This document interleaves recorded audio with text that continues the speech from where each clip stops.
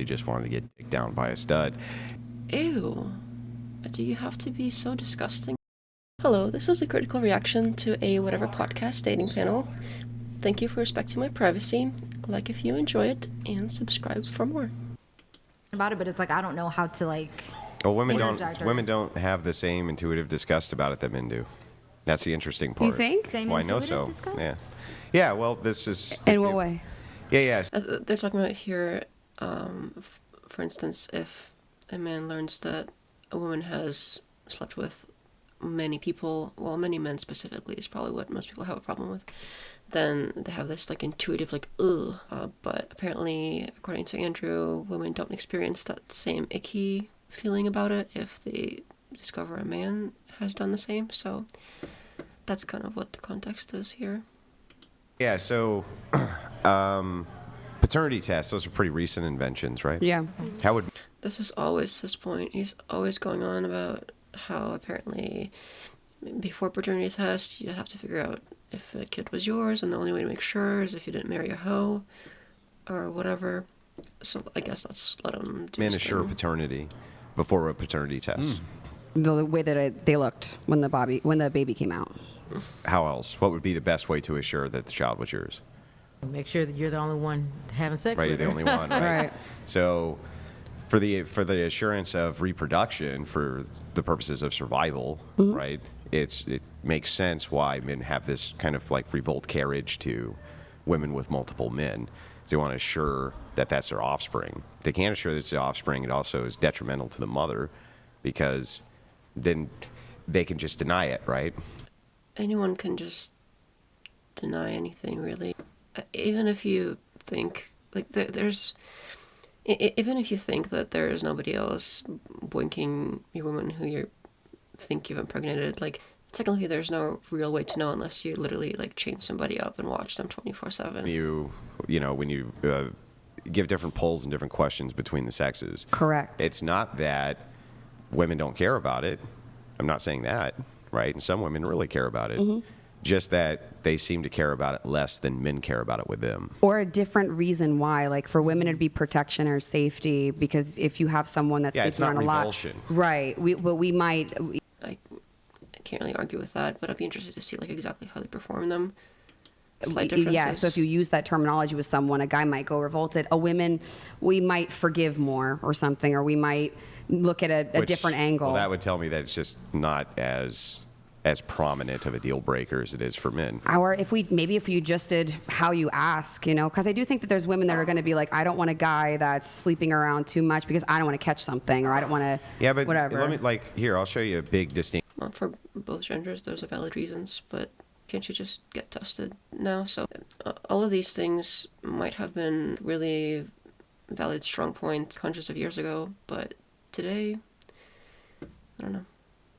Distinct difference that I think will maybe change your view on this. So if you tell a guy, well, there's a woman and she's 28, 29 years old, right? And she's still a virgin, they think, well, that's a pretty good catch, right? 28, 29. But the flip side is that women will often reject men at 28, 29 who are virgins because they think, what the fuck is wrong? I mean, I don't know if all men would think, oh, that's a pretty good catch at that age. I think even men would be like, oh, is something wrong with her? Yeah, I don't know if I agree with that. I'd like to see some like backup stats on that, because I don't know if anyone's ever done a study like that, honestly. But if they did, I'd like to know. But I don't know if I agree with that assertion. I think men would still be like, oh, that's kind of weird at that age, unless it's like a specifically like religious thing or something, and she just happened to still be single that long. Usually, don't religious people tend to marry younger if they're also abstinent until marriage? So, yeah, I mean, there's something going on there, and I don't think the first reaction would be like, oh, what a cat. And I don't even know if like most men really want virgins specifically, like that. That might just be kind of their crowd specifically. What's wrong with this guy that no woman wants him? So that happens often to men. I don't know. I've seen it in coaching. It just depends on different societies. And then also, I have a lot of clients that are 30s and 40s who are virgins. Mostly men, though, right? Just I coach women too. just one sec. We'll come right back. She coaches women too, or women also are virgins at that age? Because she said well, not, I also coach women, and I don't know if that was exactly an answer to the question. I think he was asking, well, is it also women that you're seeing that are also virgins? And she kind of answered it as, I am also seeing women in general, like, as clients. So I don't know if that was a proper answer. As far as for being a virgin, if the guy's insecure about being a virgin, he'll naturally go towards and by accident date women who will say something like that, right? But the more he heals from that insecurity, Something like that being like, oh, what's wrong with you if you're still a virgin at that age kind of thing. Is that, I mean, sure, maybe some people might be rude about it. But yeah, I mean, like, I don't know. I mean, she's got this anecdotal stuff, and I don't know. It sounds like what she's saying is that there are people who are virgins at that age, and they get into situations or relationships with women that are kind of freaked out by that, and then they stop caring so much, and when they stop caring, they happen to get into relationships and situations where people don't care as much. So, okay, I mean, yeah, that tends to happen in other kinds of cases where if you're like really insecure, worried about something, the minute you stop caring, it tends to work out better. I wouldn't be surprised if that's true. the more that all of a sudden he's naturally around people that really don't care.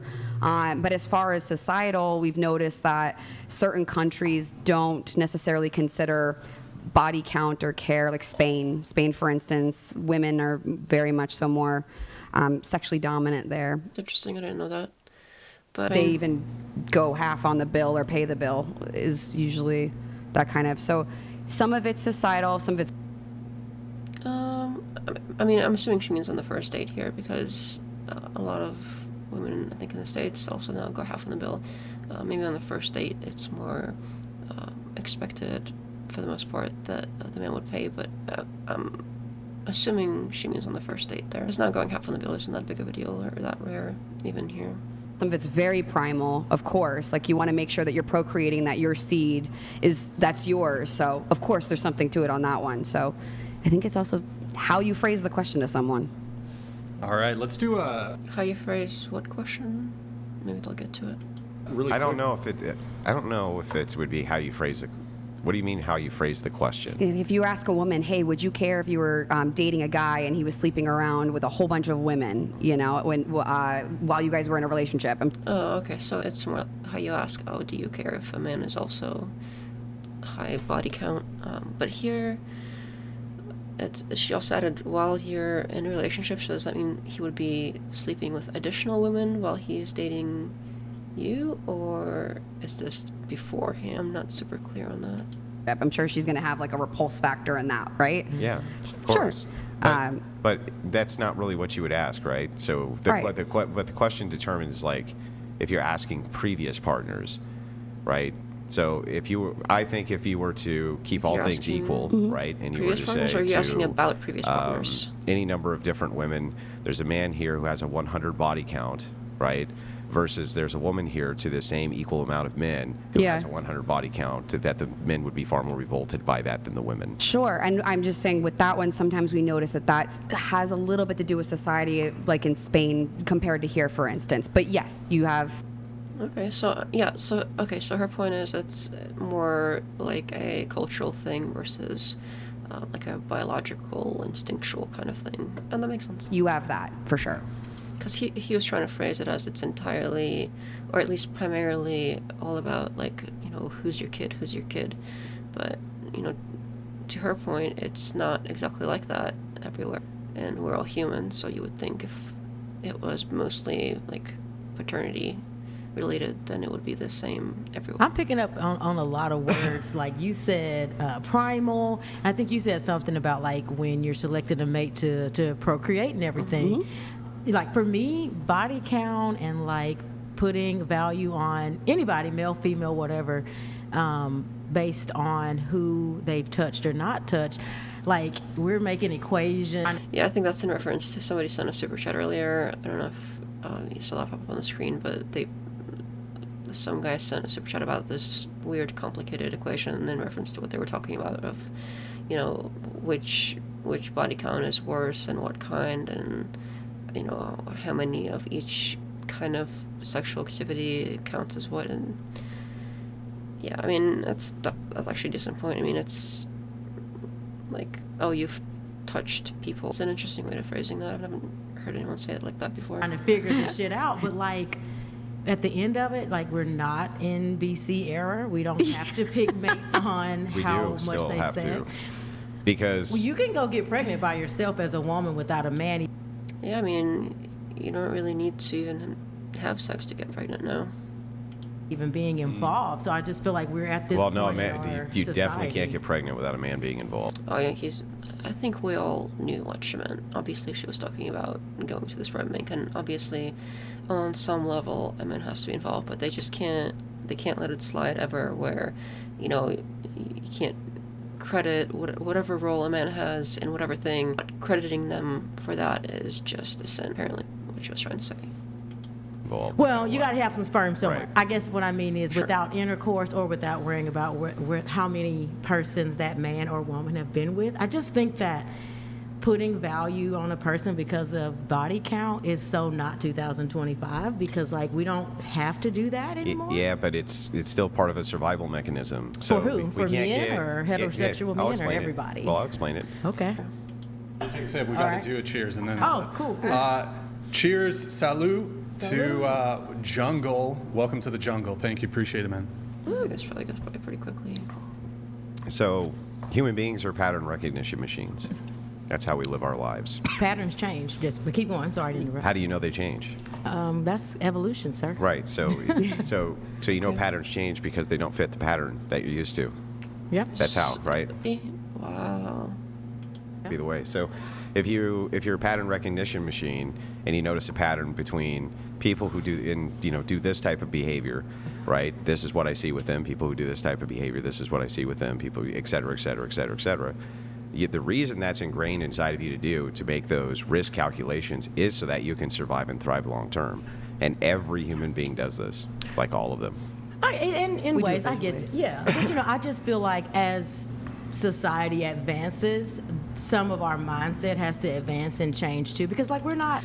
Yeah, I mean, sure, we are pattern recognition machines, but you can't just basically constantly point to how people used to behave and have that inform how we should behave now. Not that, everything has to get tossed, and not that, nothing from before times is useful, but, it's fine to analyze each thing and see, like, does this still make sense to us today? And it's okay if for some people it doesn't, and for some people it does. That's fine too. Not out here catching AIDS and STDs as much as we used to because Yeah, we are. have those. STDs Some people- STDs are at almost an all-time high, I believe.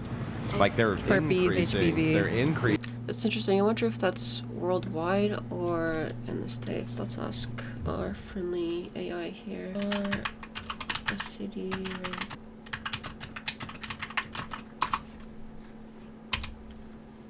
Let's see what we have here. Yes, sexually transmitted infection rates are increasing globally, though recent data from the United States suggest a potential stabilization. So, it looks like... Wow, 8 million syphilis cases globally, up from 7.1 million in 2020. The Americas and African regions experienced the highest increases. In the United States, it looks like there are signs the epidemic may be slowing. It looks like lots of them are declining, and if they are rising, it's much lower than previous increases. So, yeah, I mean, that's not great. I do wonder what that's all about, but I mean, part of it could just be that people are increasingly, moving around more with the invention of and more access to transportation to go further and cheaper. It's possible people just start moving around more and, spreading that around more.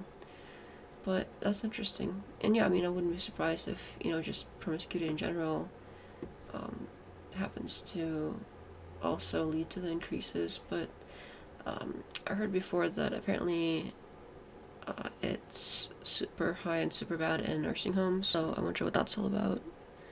And I wonder how much that affects the total numbers and, breakdown by ages and stuff. But yeah, it certainly might be worth digging into at some point. Increasing. Yeah. In fact, STDs we almost got rid of Yeah. are now back with a bang. That's interesting. So that, to me, that says that more, I may be wrong, this is just like a personal opinion, like maybe if STDs are kind of on a rise or not going down, it seems like promiscuity is in a way, because people who have STDs are obviously still having sex and having sex and having sex. So Yeah, but that's a weird way to put that, promiscuity being in. Like popular kind of in. It's still not great. Like, obviously that's a bad thing, right? But I don't know if she's trying to say, like, it's a good thing or just kind of make an observation, but that's not great. some consider it a very important Well, thing, but there's reasons though, right? Like, it may be there could be trends you could point to that promiscuity is going down actually, but what is going up is things like sex work and Yes. the amount of people who are involved in sex work. promiscuity that in is a different place. avenues.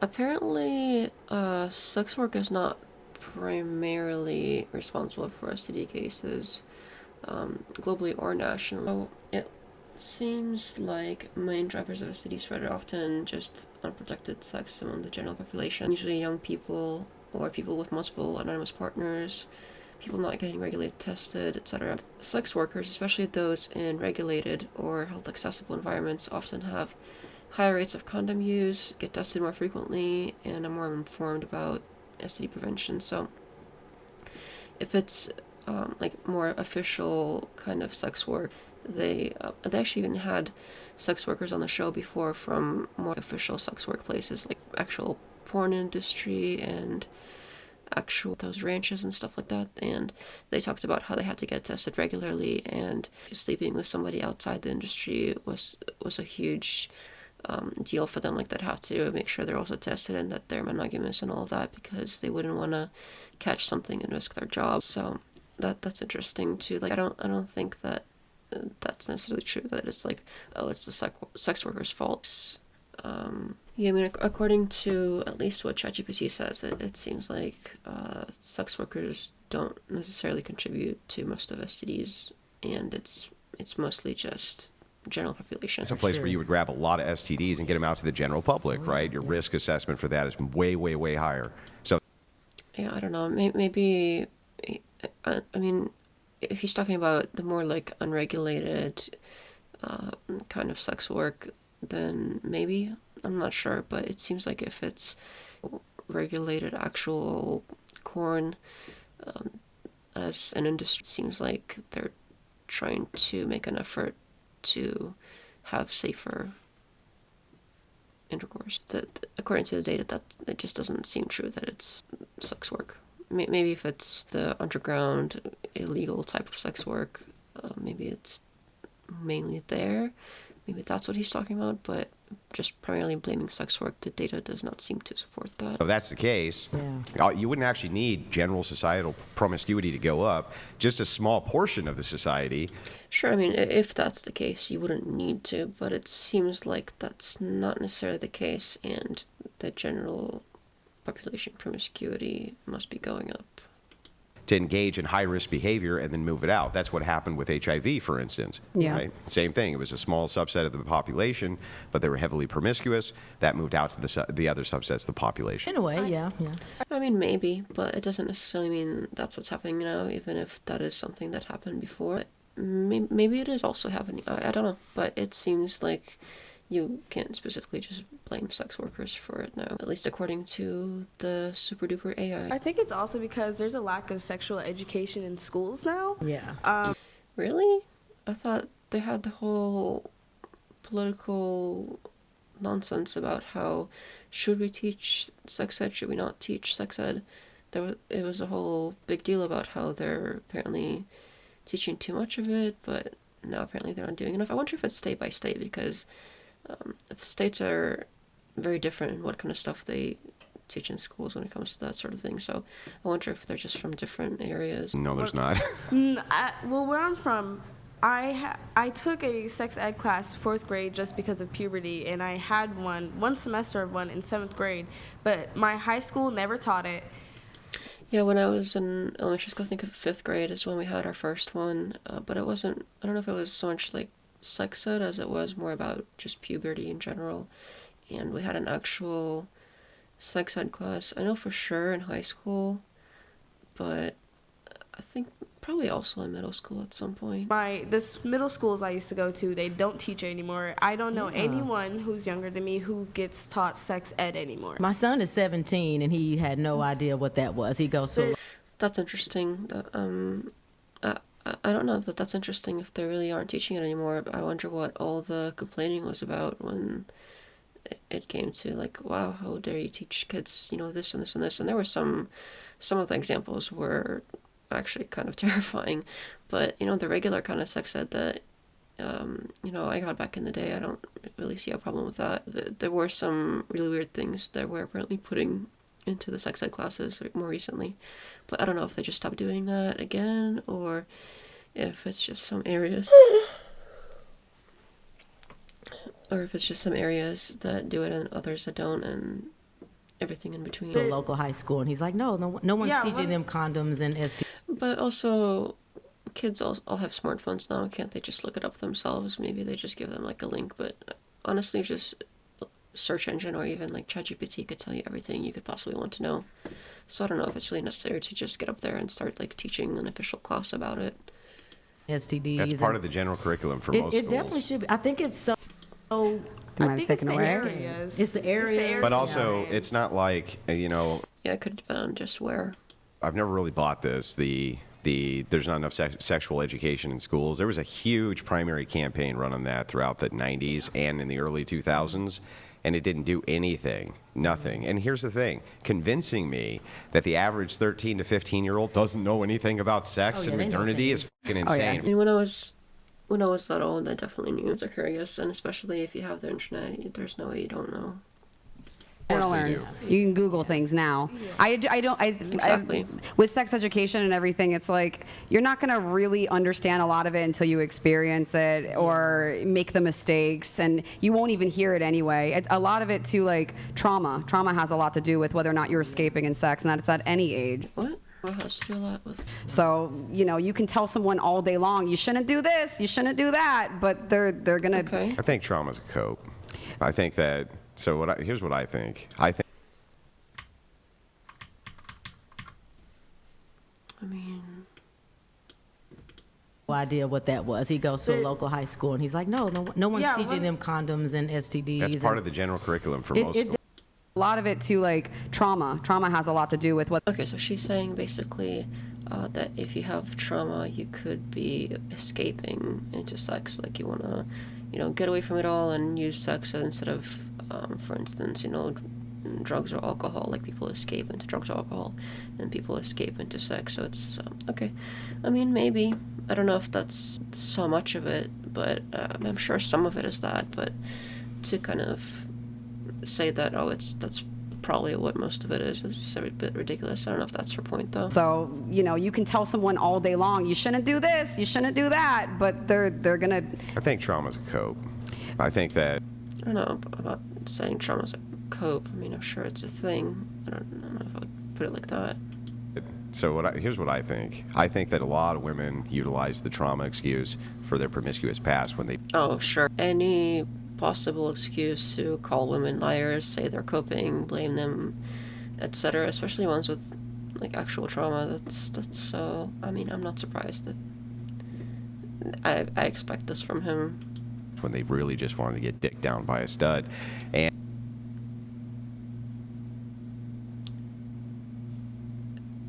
Ew.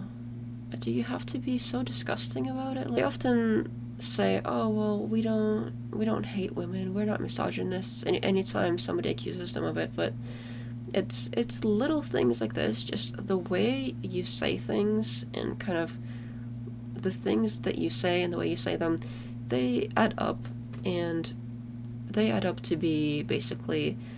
It's not surprising that so many people come on and say, wow, I think you're misogynist, or wow, the show really hates women. It's a pattern, and aren't humans just creatures of pattern? We're just pattern recognition machines, and I'm recognizing a pattern right now. Just saying. And what they do is they cope about it, and they're like, no, see, the reason that I went down It's just cope. It's just cope, y'all.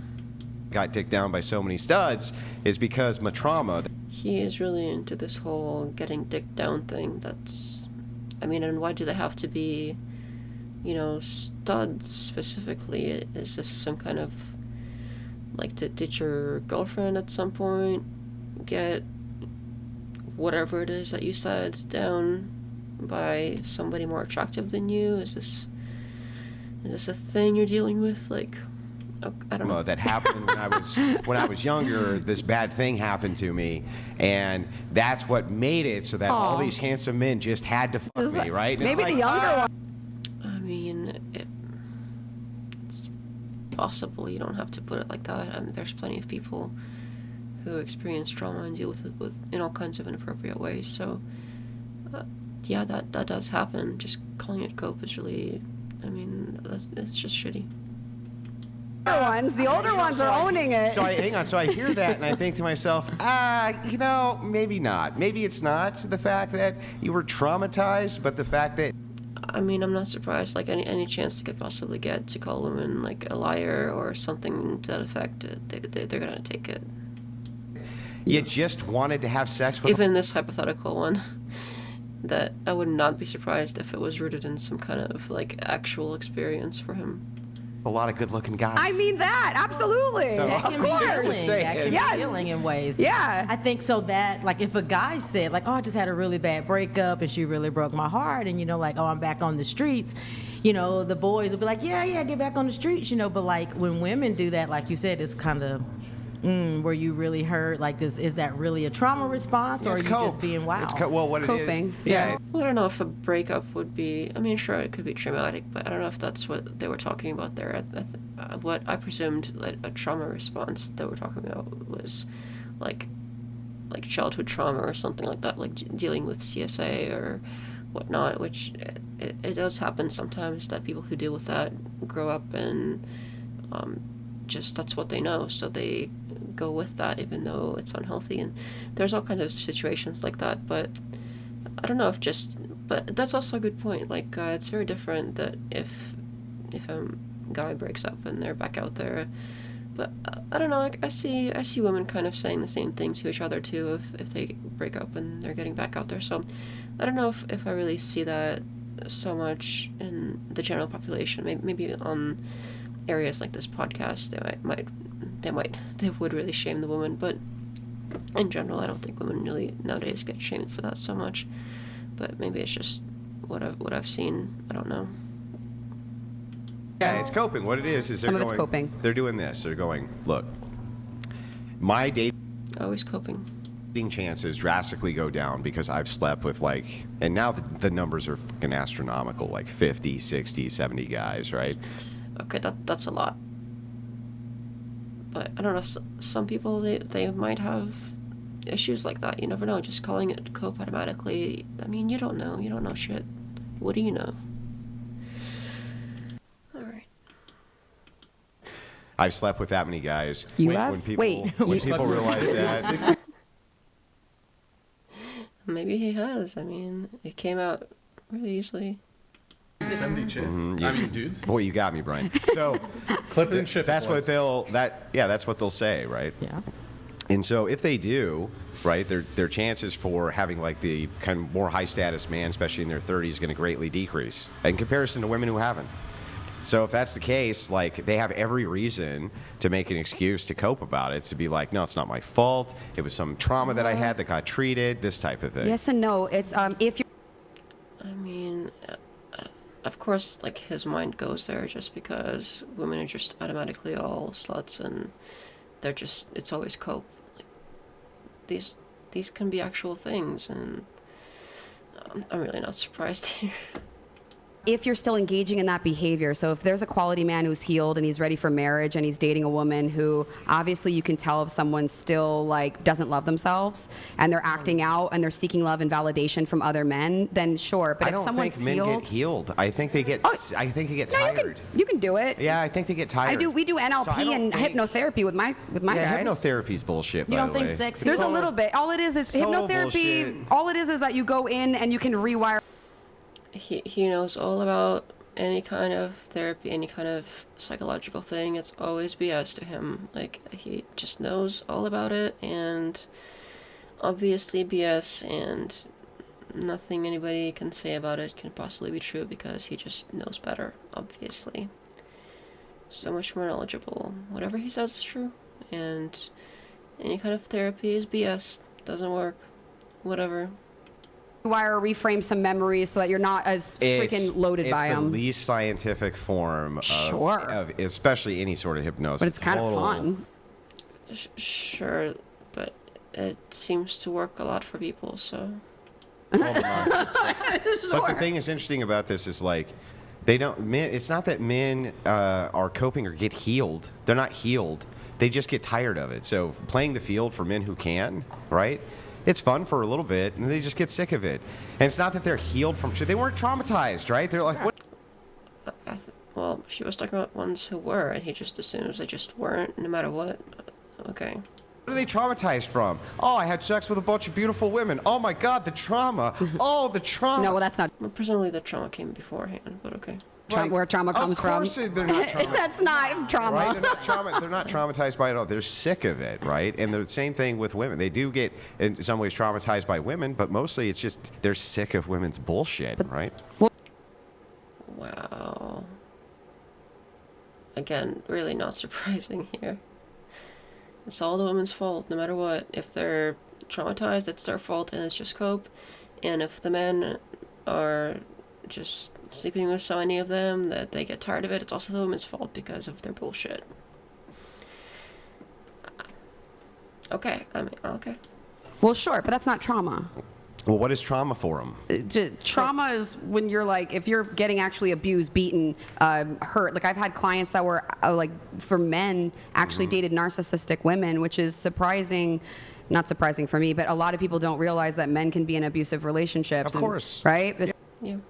Psychologically abused, physically abused. Yeah, and they can hold those scars over. They can go through terrible divorces. But no, dating and a have bunch those of women scars and all too. that. Yeah, but I'm talking, when I talk trauma, I mean that. I don't mean the superficial coping shit.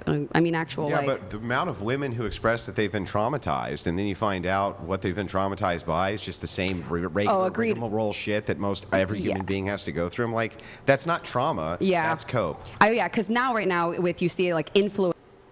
I mean, just to know exactly what he's talking about there, because, I mean, sure, you could see how there is a trend of people kind of pretending to have all kinds of mental illnesses and trauma and whatever, but there's also a lot of real trauma, so it's hard to say.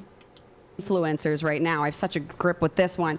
They take the word trauma, or they take the word narcissist, or they take the word and they overuse it to the point where when you are actually having that, or having trauma, or having abuse, it's like it's gotten so blown out of proportion that, you know, the people who actually do need help or do actually have Well, it. actual narcissists are rare, and so Yeah. I don't know about that. I mean, sure. what's happened is that There's a scale. every woman on planet Earth thinks she's a They just don't get diagnosed. I don't know if they're as rare as people really think they are.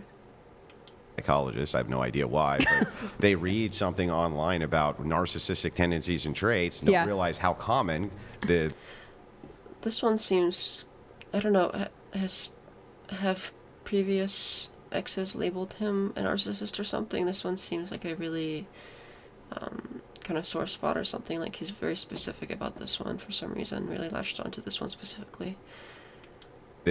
the miscalculation between confidence and narcissism is, Yep. oh, that was a confident man who was assertive and aggressive in his boundaries. I don't like that, so he's a fucking narcissist. Guarantee he has been called a narcissist before. Guarantee it. Just from this reaction here and his whole, like, making faces thing. Oh, it's so annoying. Yeah, I guarantee. It's like, nah, that's not a narcissist. The faces, it makes me sick.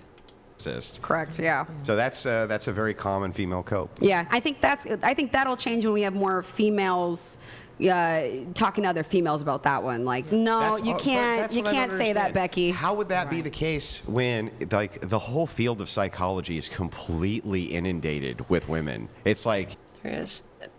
I guess that explains why he hates all of psychology. I was kind of wondering, like, what did psychology ever do to you? But, I mean, this right here explains that it's apparently inundated with women, and he apparently definitely does not at all hate women, so, psychology, F it, it's all BS, just dominated with women, so, obviously BS. like saturated with them, and they mostly treat women. Men get don't more usually men seek to- psychological help because No, they you'll have the go in. boys. Oh, jeez. Yeah, okay. All women are bad or whatever. Continue. Yeah. They go out with the boys. They Well, you'll grab the get drinks, coaches. right? They do that stuff. Yeah. They're not grabbing many female coaches either. They're grabbing their buddies. They're grabbing their pals. They're grabbing their group. Isn't she a dating coach or something? And maybe that's why she mentioned it. Or they grab their coaches. I don't know if it's like an advertisement or kind of like a pushback. Maybe both. Maybe they might not tell you. No, most men are not. I've never I mean, heard most of men it. by Oh the yeah, numbers. there's a lot. Just There's, like most men I've by do the numbers. boot camps all over the world. Sure, and- with yeah. men. With men. Right? What I'm saying is that they're not going to female psychologists. They're not even really going to No, male but that's why I'm saying I'm not a psychologist. They have that like nice little, I'm a coach. So for me, if they're coming to me, it feels a little bit less like, oh, I'm not going to someone because I'm messed up. I'm not going to a psychologist. Although I do encourage it. I think there's talk therapy. I don't know if you go to a psychologist because you messed up. I don't know if that's the right way to think about it.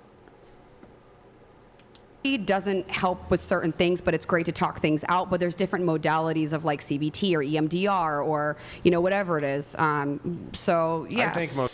Isn't EMDR when you like move your eyes back and forth or something and look at traumatic things, or I don't remember exactly. Eye movement something. I think most Something like women that. seek out psychological assistance from psychologists so that they can learn various forms of manipulation in order to manipulate. What? Whoever it is they're trying. Okay.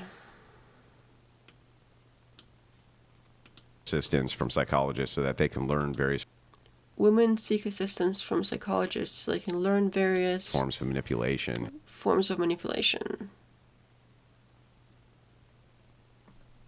Excuse me? In order to manipulate whoever it is they're trying to manipulate, and they want the assistance.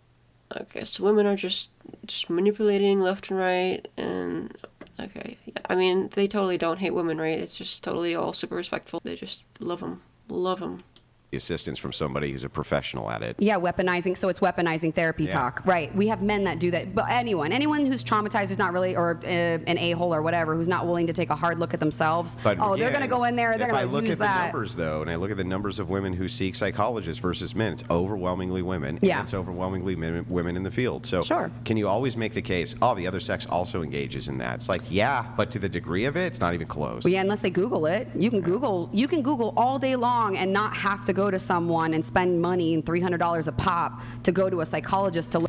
Seriously. The information is out there. Pretty much learn anything you want to nowadays. Learn the jargon. You could just Google it online. It's true. It's everywhere on Instagram. You know Well, it. psychology is a study of the mind, right? I've Yeah. never even I don't consider it even scientific. I never have. It has scientific elements for data gathering and things like this, but Sure. it's not itself a science. That's why it's considered a soft science. Soft science. Yeah. I mean, would just we're consider learning. it not science. They learn more and more. It's nice that it grows. I mean, I remember back in the day when I was in psychology courses, and we thought back then that you only use 10% of your brain, and I mean that's what we learned back then. They didn't know, and there's so much more. It's just a growing that's because thing. what happens is a sociological study will He knows all about the psychology thing, and he's going to tell you all about it. What come happens out is... that has no reputations to it, has not been replicated, but because it's the most modern study, everyone will reference it as though it's gospel. Within 2 years, the reputation comes out, but what? Everybody inside their mind You can say that about a lot of fields and studies and science in general. There's many fields that have this kind of problem. It's not like specific to psychology. They already have this bad information, right? Right. Yeah. They Oh, already have the exactly. bad information. I mean, look at. I still hear people say we only use 10% of our brain. Oh, you I do? still hear people say that left-handed people are more creative. I still hear people say that people with blue Left-handed. eyes are generally taller. I see people say I'm all short. sorts. I see With people. blue eyes. See people say all kinds of crazy shit. Yeah. Right? That has been refuted, repudiated, completely decimated for years and years and years. But Yeah. because it's allowed to permeate within the decade of reason that these Yes. people are in, they hear it, it sticks. They're not looking for reputations years later.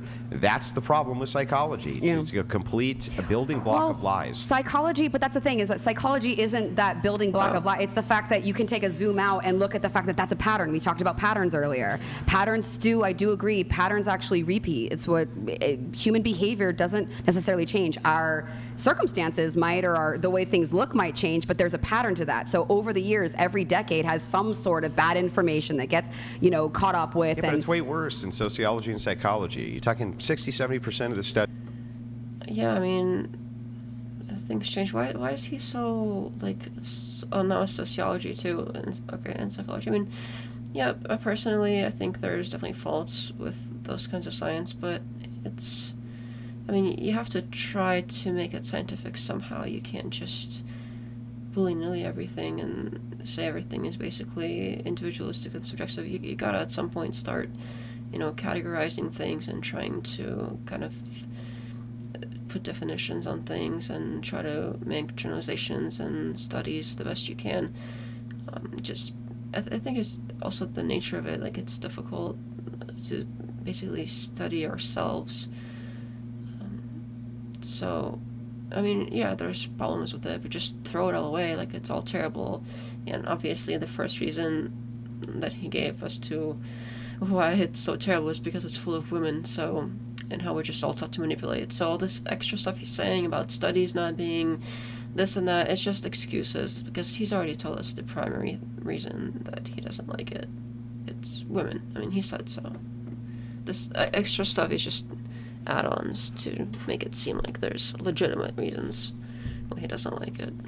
Studies suffer from the replication crisis. All science suffers from the replication crisis. Right. But the hard sciences, very low. When you go back Like to replicate, chemistry. Yeah, when you go back to replicate a chemistry experiment, Sure. really easy. You take this chemical, this chemical, this chemical, you put in the same conditions, right? Yeah. The human element is very confounding, especially when you're not studying the direct biological. Yeah, just because it's difficult doesn't mean we shouldn't try to study it.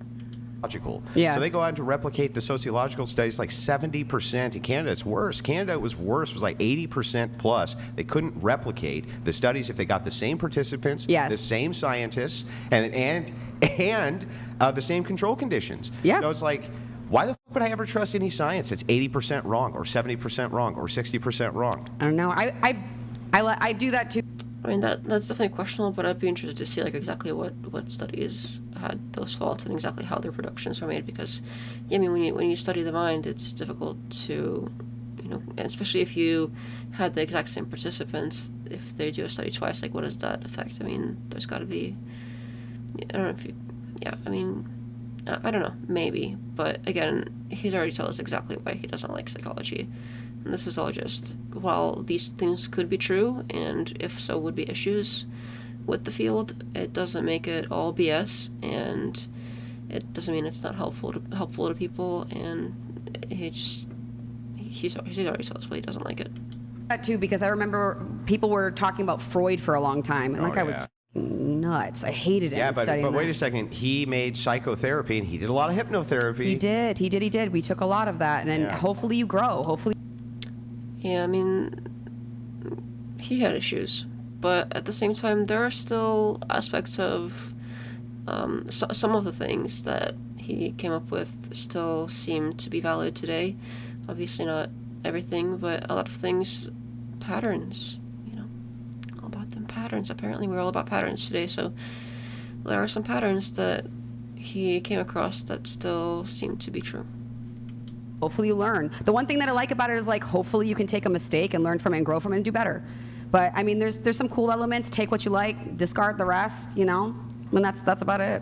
I think it goes back to control, because like what we were talking about with the body count thing, and even this, like, it's unpredictable. You can't quantify it. You can't hypnotize it. Like, we keep trying to put these calculable elements on dating and love, and like my mindset on it all is it's not. Like, it doesn't matter how many people you've had sex with. It doesn't matter. I won't say your trauma, but like we're trying to calculate the human experience, especially relationship wise, and it's incalculable. Like you don't wake up. Yeah, exactly. Like trying to study the mind and trying to study it ourselves. I mean, it's first of all, it's kind of circular. Second of all, we're just so complex.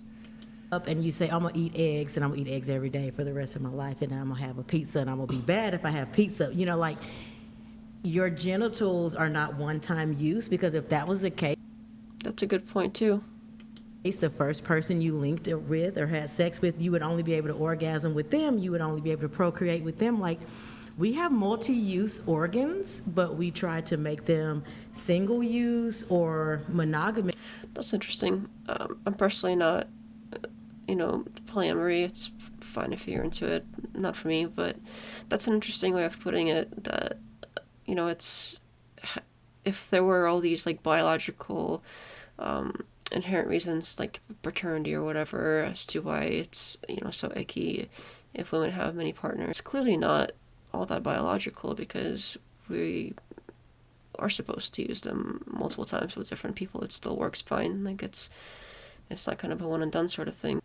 Yeah, I mean it seems like if you really dig into it, we're built for multiple partners in a way, and it's just kind of society that drives how many we really go with. Monogamous, and that's cool if you find that, but I just feel like biologically speaking, we're not even biologically set up for Yeah, but monogamy. if you can do a thing, it doesn't mean you should do a thing. Yeah, I mean, That's also true, but it still means you can.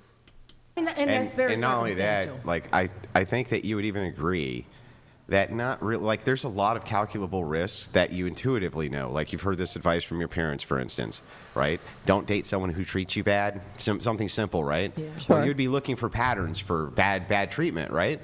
So there's like no way around pattern recognition, especially when it comes to dating and things like this, so that Especially you for can women. mitigate risk. Yeah, You 'cause go, we're oh, told, don't you're date the treating guy me who bad. Don't be broke. with a person who treats you Don't bad, date the right? Yeah, right? That's calculating risk. Oh, is this just? Your husband, mom, mom. Like, what are the age groups of clients that For you, me, Yeah, I coach anywhere from 18 to I have a client in his 80s, mid 80s. Wow. I've What could you possibly coach an 80-year-old client on about dating? That just seems like, I mean, at that age, they should probably be coaching her. I mean, could just be somebody who's lonely who wants to talk. Like that could I've a explain couple. that. Actually, I have a few clients in their mid 80s. Oh my goodness. Yeah, like I've never heard of. Is it just people that want to just talk to you? I mean, what's going on there? That's really weird. A coach that handles that kind of thing. Honestly, I didn't either. I didn't really know about it. I knew about Tony Robbins, but I didn't know that this kind of thing existed. I knew about pickup artists a little bit, but no, I got sober years ago today, actually. Today's my 8th year sobriety date. Congratulations. Thank you. I just took a cake for 8 years and then came here. What was your poison? Alcohol and cocaine. And then pretty much whatever anyone had in their hand. It really wasn't. Damn. And I was like, whatever, put it in me. That's for her.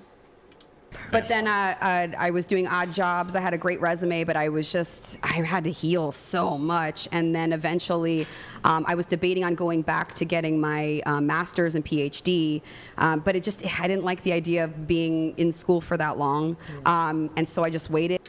I hear. I mean, school just got so old. Yeah, I agree. And then I had a friend of mine call, and she was like, hey, we've got a friend. She's a dating coach for men. I think you guys would be a great fit. Because I was always helping people. I was always helping men. I was always guiding. I was always giving advice, right? Yeah. And then all of a sudden it was like, oh my God, this is a thing. And then honestly, when I started coaching is when I started really taking a better look at myself and taking massive accountability. I learned so much by coaching men. I was like, whoa, we're a lot more similar than I thought. And then I wound up continuing my education and doing like NLP. I wonder what she means by, taking accountability and what's similar exactly. I wonder if anyone's going to ask. P and all that. Yeah. You're a Can lot more I tell you that similar. I'm always, I'll just be honest with you, I'm always skeptical of dating coaches. Me too. So Are you I- kidding? So I built, so They suck. A I've lot been of on them. the opposite- so- Sorry, there's a lot of great ones. So if I was, let's say I woke up tomorrow, right, meteorite hit my house and went through the wife, she's dead, right? Yeah. I'm single with my kids tomorrow. I wouldn't have a fucking clue about the modern dating market, and I wouldn't give a shit. I would literally Right. just give Wow. up. I'm fine with that. The rest of my life in isolation on a mountaintop somewhere and just enjoy the shit out of it. I'm fine with I really doubt he would do that. He seems like the kind of person that would need to like constantly have somebody to boss around, and eventually you kids grow up and go, and he seems like he needs somebody around to control them. I don't think he doesn't come across as a person that would just be fine doing that. I know it's probably like, oh, the cool thing to say, but honestly, I doubt that. fine with that. Honestly, right? sounds great. But here's the thing: is like when I talk to the dating coaches, it Yeah. seems very scammy to me. Yes. It's I haven't talked to any, but I've seen some online here and there advertising their stuff whenever I'm just browsing internet, and like on social media and wherever places like that, and they do seem pretty scammy from the little bit I've seen of it. It seems very much like She's like nodding along, like, oh, they're all scammy, but not me, I'm different. I don't know, I haven't seen her content or anything, but maybe. they fluff their resume for how many success stories they've really had. It seems like they kind of fluff their experiences. And here's what I mean by this. My dad gave me a great piece of advice when I was 14 years old. He said, never take financial advice from someone who's broke. Right. So if you're talking about dating, Yeah, so isn't she single? So that's kind of to the point. Why would you take relationship advice from someone who isn't in a relationship? So yeah, I kind of get that. But on the other hand, you can also like learn from somebody else's mistakes too. So it's you could kind of see both ways there. dating coaches, should people take advice from single dating coaches? Yeah, it's dating. I'm dating. I'm in the pool. But I Yeah, also no, have I know, I'm amazing. not- Okay, I see what you're saying. So she doesn't have like one person, but she's like dating around. But if the goal is to, find your one person rather than just continuously be looking, I see what she's saying, but still I feel like the goal would be to have found that person and be like, here's how I found the person, versus like, I am also still looking, and here's how you can also keep looking. But if she's not looking in the correct way, because she may not be, if she hasn't found her person yet. And she may be, she may not be. And it doesn't necessarily mean that, she can tell other people how to also look, because there's no proof of the way that she's looking works. So she may not know how to properly look if she hasn't found that one person. relationships. I get that, but like, doesn't that follow the same logic of like, don't take financial advice from people who Sure. aren't rich?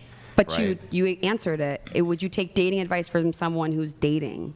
Who's in it, who sees it, but who's also had good. Well, I would but take- also, you're someone that discerns. Like, you're someone that, like, for you personally, Yeah. you might not need it because you're reading people. You are an analyst. Yeah, but you're the- not going to be as. But the marriage aspect shows that you were successful in the dating, right? Yeah, that's kind of what I was saying. I hate it when I agree with him. Oh yeah, I do. I mean, yeah, a lot That of my clients shows get like married. I was just like the $1 million shows that you were successful in the Yes. financial market. Yeah. So it's like when you say, "Well, I'm in the dating market. I'm successful at dating." It's like, Yeah. what's the prize of dating, though? Isn't it marriage? Is That's some of supposed them to generally be the prize. well, what happens with a lot of them is and I get this a lot, so I'll have a program that's called From Like Toxic to Triumph, and I do career as well too. Like, I do have multiple careers, and Let me guess, what is that, a course or something? I'm so tired of courses.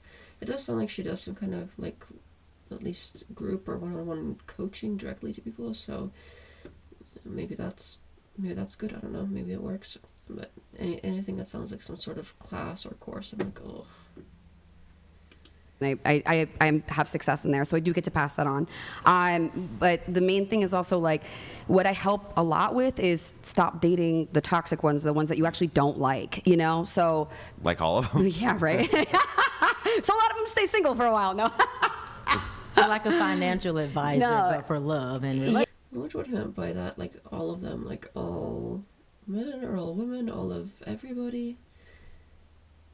Yeah. I have a feeling because focuses a lot on like coaching men, and I have a feeling he meant like all women are toxic, basically. And we do career Obviously, I can't prove that that's what he meant, but that's kind of what that sounded like. as well That, like smug expression. too. We do. I get to unblock in there. Like, so I read, and again, this is my studies, right? So you take it with a grain of salt, as well you should. But some data is better than others, that you can judge better than others. Like if it comes from a dating website, it's usually fairly good. It's not great, but it's usually fairly good. There's less bias, things like this. Maybe, but also there is a whole component of people who don't go on dating websites to date, and so it's just you're only looking at a specific category, like a specific kind of person. And I know they're becoming more popular, but it's still there are still just so many people that just would never try to find somebody in that way. So you're cutting out a lot of people that would probably share different opinions on things. But yeah, I mean, if they have stats and if that's all we have, I might as well use it just with a grain of salt. But one thing is, like, there used to be dating placement agencies. So what they would do, and they still exist, right? Yeah, they still exist. Yeah, is that they would just like link people up for dates, right? And then, let the chips fall where they may. When it came to the track record of those agencies versus straight dating coaches, those agencies had a way better track record because what they were doing is putting people with people with people with people. Yes. And it's like, it's the natural course that if you run into more people, your chances for success increase versus decrease, right? So they come to me when they go to those pools, but they keep picking the ones that don't work out. Then we find out why you're picking, this person over here versus if you actually want a quality woman who you're aligned with, who you would get married to, but yet you keep dating the ones that are, having good times. Yeah, I mean, I could see that, how it might be helpful to, talk to somebody else to examine like what it is exactly that you're doing and how you might want to go about doing things differently. Maybe looking at, what is it that you're looking for in a person and trying to see like what is it that you actually need in a person versus kind of people tend to often go by what's familiar, and what's familiar may not necessarily be what's good for you. So I could kind of see how that might be helpful. So I mean, maybe if that's part of what she does, that might be good. I don't know. Times with the island boys, like why do you keep getting around those? So we identify why are you around those women that are in those parties versus if you want a quality woman, where would you go? And then I could point him back to like, well, go to this dating pool or go to this one or do this one or tweak your bio this way, you know? You think men or women are better at dating coaching for men? I think both, honestly. I think as long as you know what you're doing and you care, because I Let me guess, he's gonna say something like, "Oh, men can only come to advice from men can only get advice from other men. Women can't be dating coaches for men," or something along those lines. I guarantee it. Or women would be better dating coaches for women. And how she's supposed to answer that this is like her job. So if she says, "Oh, well, women can't be good dating coaches for men," that's her entire career goes poof. What kind of question is that? I mean, for Even me if she thought that for some reason, you think she's really gonna say that here? personally, if it's a guy and he's wanting advice on a woman, we read women a little bit faster. But for me, like, there are a couple of my girlfriends that I'll go to because they speak dude, and I'll go to them. They give it to me straight. There's no fluff. But if I'm dating someone or if I have questions about it, because I have my own blind sides, right? I have my own like things that'll come up. I'm gonna go to a guy because guys, you guys do read men a lot faster. You think it, you are in it. So I typically I do like that, but I'll go to both and hear like what they both have to say. But So I mean, it stands to reason to you that men know men better, women know women better.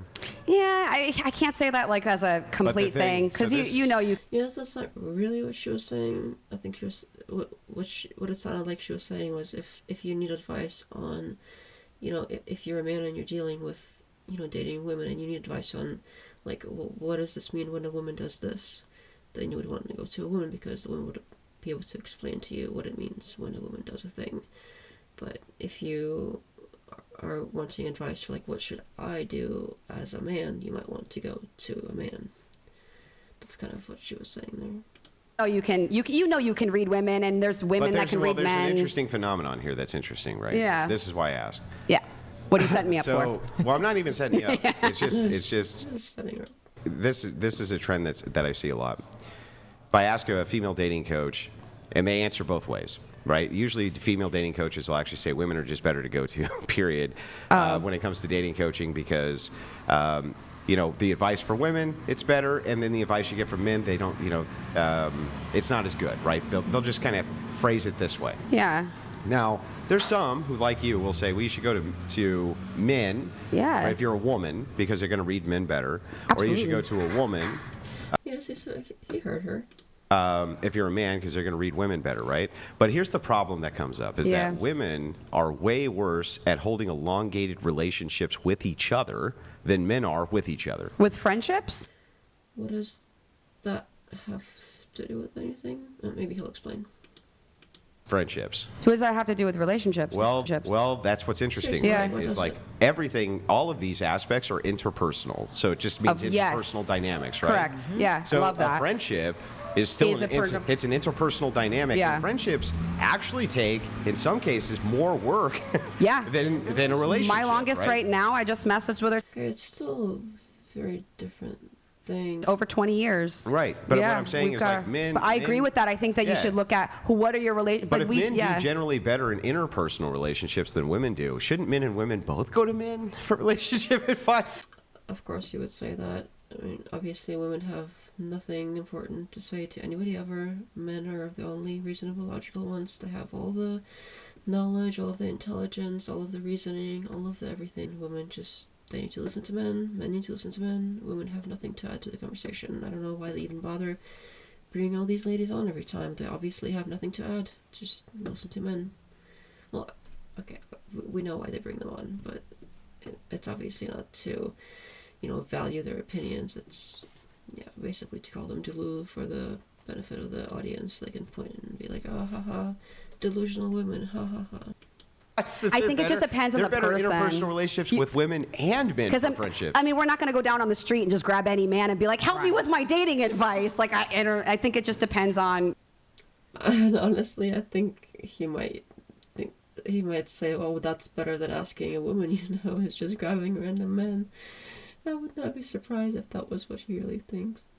If the guy's good, he's good. If the girl's good, she's good. Yeah. But again, you're going to be able to read them and just read them, and hopefully they're not full I of go to crap. my girlfriends, my friends who are female, for more emotional, like social advice. Not that we are not intellectual, because duh, we are. But if I was having a relationship issue, especially since I date girls mostly, then I would maybe go to my guy friends or something like that for more like analytical. I mean, that's kind of the stereotype, and I could see how it's probably somewhat true if you generalize that women tend to be more emotional and men tend to be more like analytical. I personally fall outside those generalizations, so I'm outside those bounds. So every time somebody brings it up, I'm kind of cringe a little bit, but I know it's probably true for most women to be like more emotional and most men to be slightly more analytical. Personal experience is the opposite of that. So whenever I hear them, but I know it's probably true for most people. It's just I happen to be outside of that generalization, which is fine. I mean, there's exceptions to everything. It's not necessarily wrong. Advice, I feel like y'all see it from that more. You said primal earlier. I'm going to use that phrase, but because it kind of fits, but not really. But I feel like men see the world and women and relationships from more of that like primal thing, like how do I mate, how do I provide those things, and then women see it more from like that emotional, like how do I make sure I have a loving partner, how do I find a supporting partner, things like that. So I think again we just go, for me it goes back to, I don't know, maybe that's not wrong. I've experienced more of the exception to that, being myself the exception to the more like emotional woman kind of role, but I mean, I wouldn't be surprised if that's the case. Usually, love and dating is uncalculable. So right? I think that What are you looking for? one of the best piece of advice is in modernity for men, right? Yeah. And you can love this or hate this, is that generally speaking, taking advice from women about anything is a terrible idea. Basically, always a terrible idea. And it's certain almost, What women are you around? almost- Who hurt you? see what I mean? Yeah. Who hurt him? It's like another question that comes up a lot. Like he gets both of them, him and Ryan, and usually other male panelists, they get asked that question a lot. And, you know, we see patterns. Like that, like the feminist comes out right away, right? So who hurt you? The idea of who hurt you comes down to your blanket idea, your psychological training of trauma, right? You assume that there must be some trauma. There's not trauma. It's just pattern recognition. What, no, Right. but it'd be your pattern recognition. Yeah, my Everyone's got a different yeah, but pattern. here's the thing, right? Because you do. They are recognizing the pattern of men who act a certain way and think a certain way about women tend to have this traumatic thing happen to them in the past. Maybe some women hurt them in some way that they just hold on to and, you know, lash out. And if it keeps getting brought up, maybe there's some truth in it. You know, they're just recognizing a pattern in you. You do have a lot of guys that, like, if they grew up with a lot of women, then Yeah. they actually do tend to go towards more women. And if they had like if they grew had up with women. bad but if they had a bad relationship, like I have a lot of guys that if they had abuse from men or No, see what I bullying mean? from men, they actually don't you go trust the immediately men. to a trauma analysis rather than a logical analysis. That would be logical. go. There's That would No, be that's- logic. No. Logic. 1 + 1 no. = 2. If my friend grew Logically analyzing why somebody might react a certain way just because it's about emotion doesn't mean it's an emotional or illogical analysis. It's just, sorry Andrew, that's just not logical of you.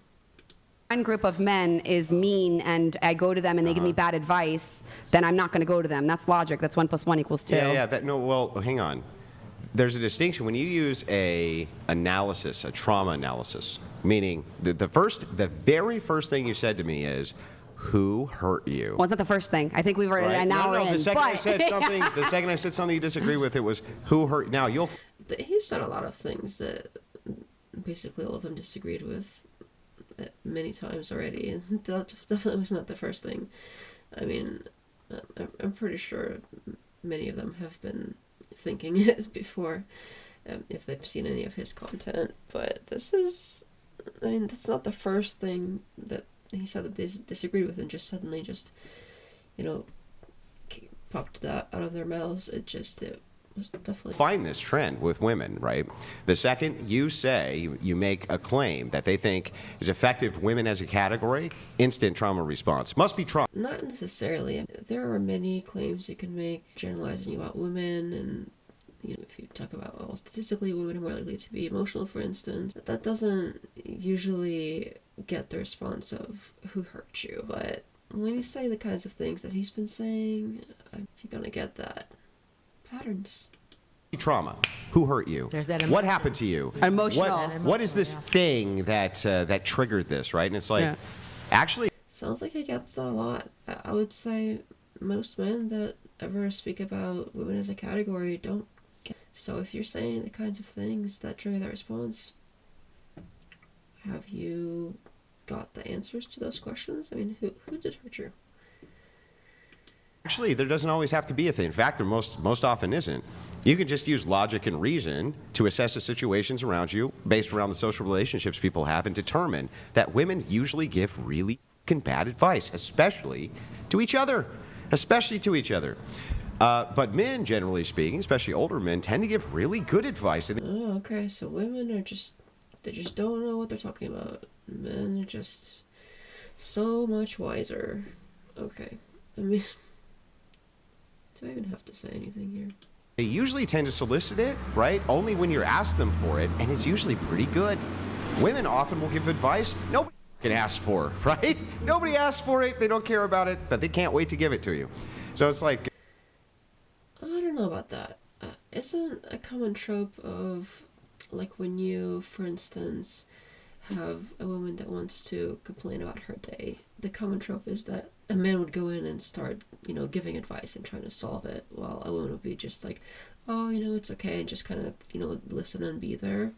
So, yeah, I don't know if I agree with that. I think men give out plenty of unwanted advice. I mean, have you ever heard of mansplaining? Which I think is kind of ridiculous, but it apparently happens commonly enough that men will try to, advise you on something when you don't even need it.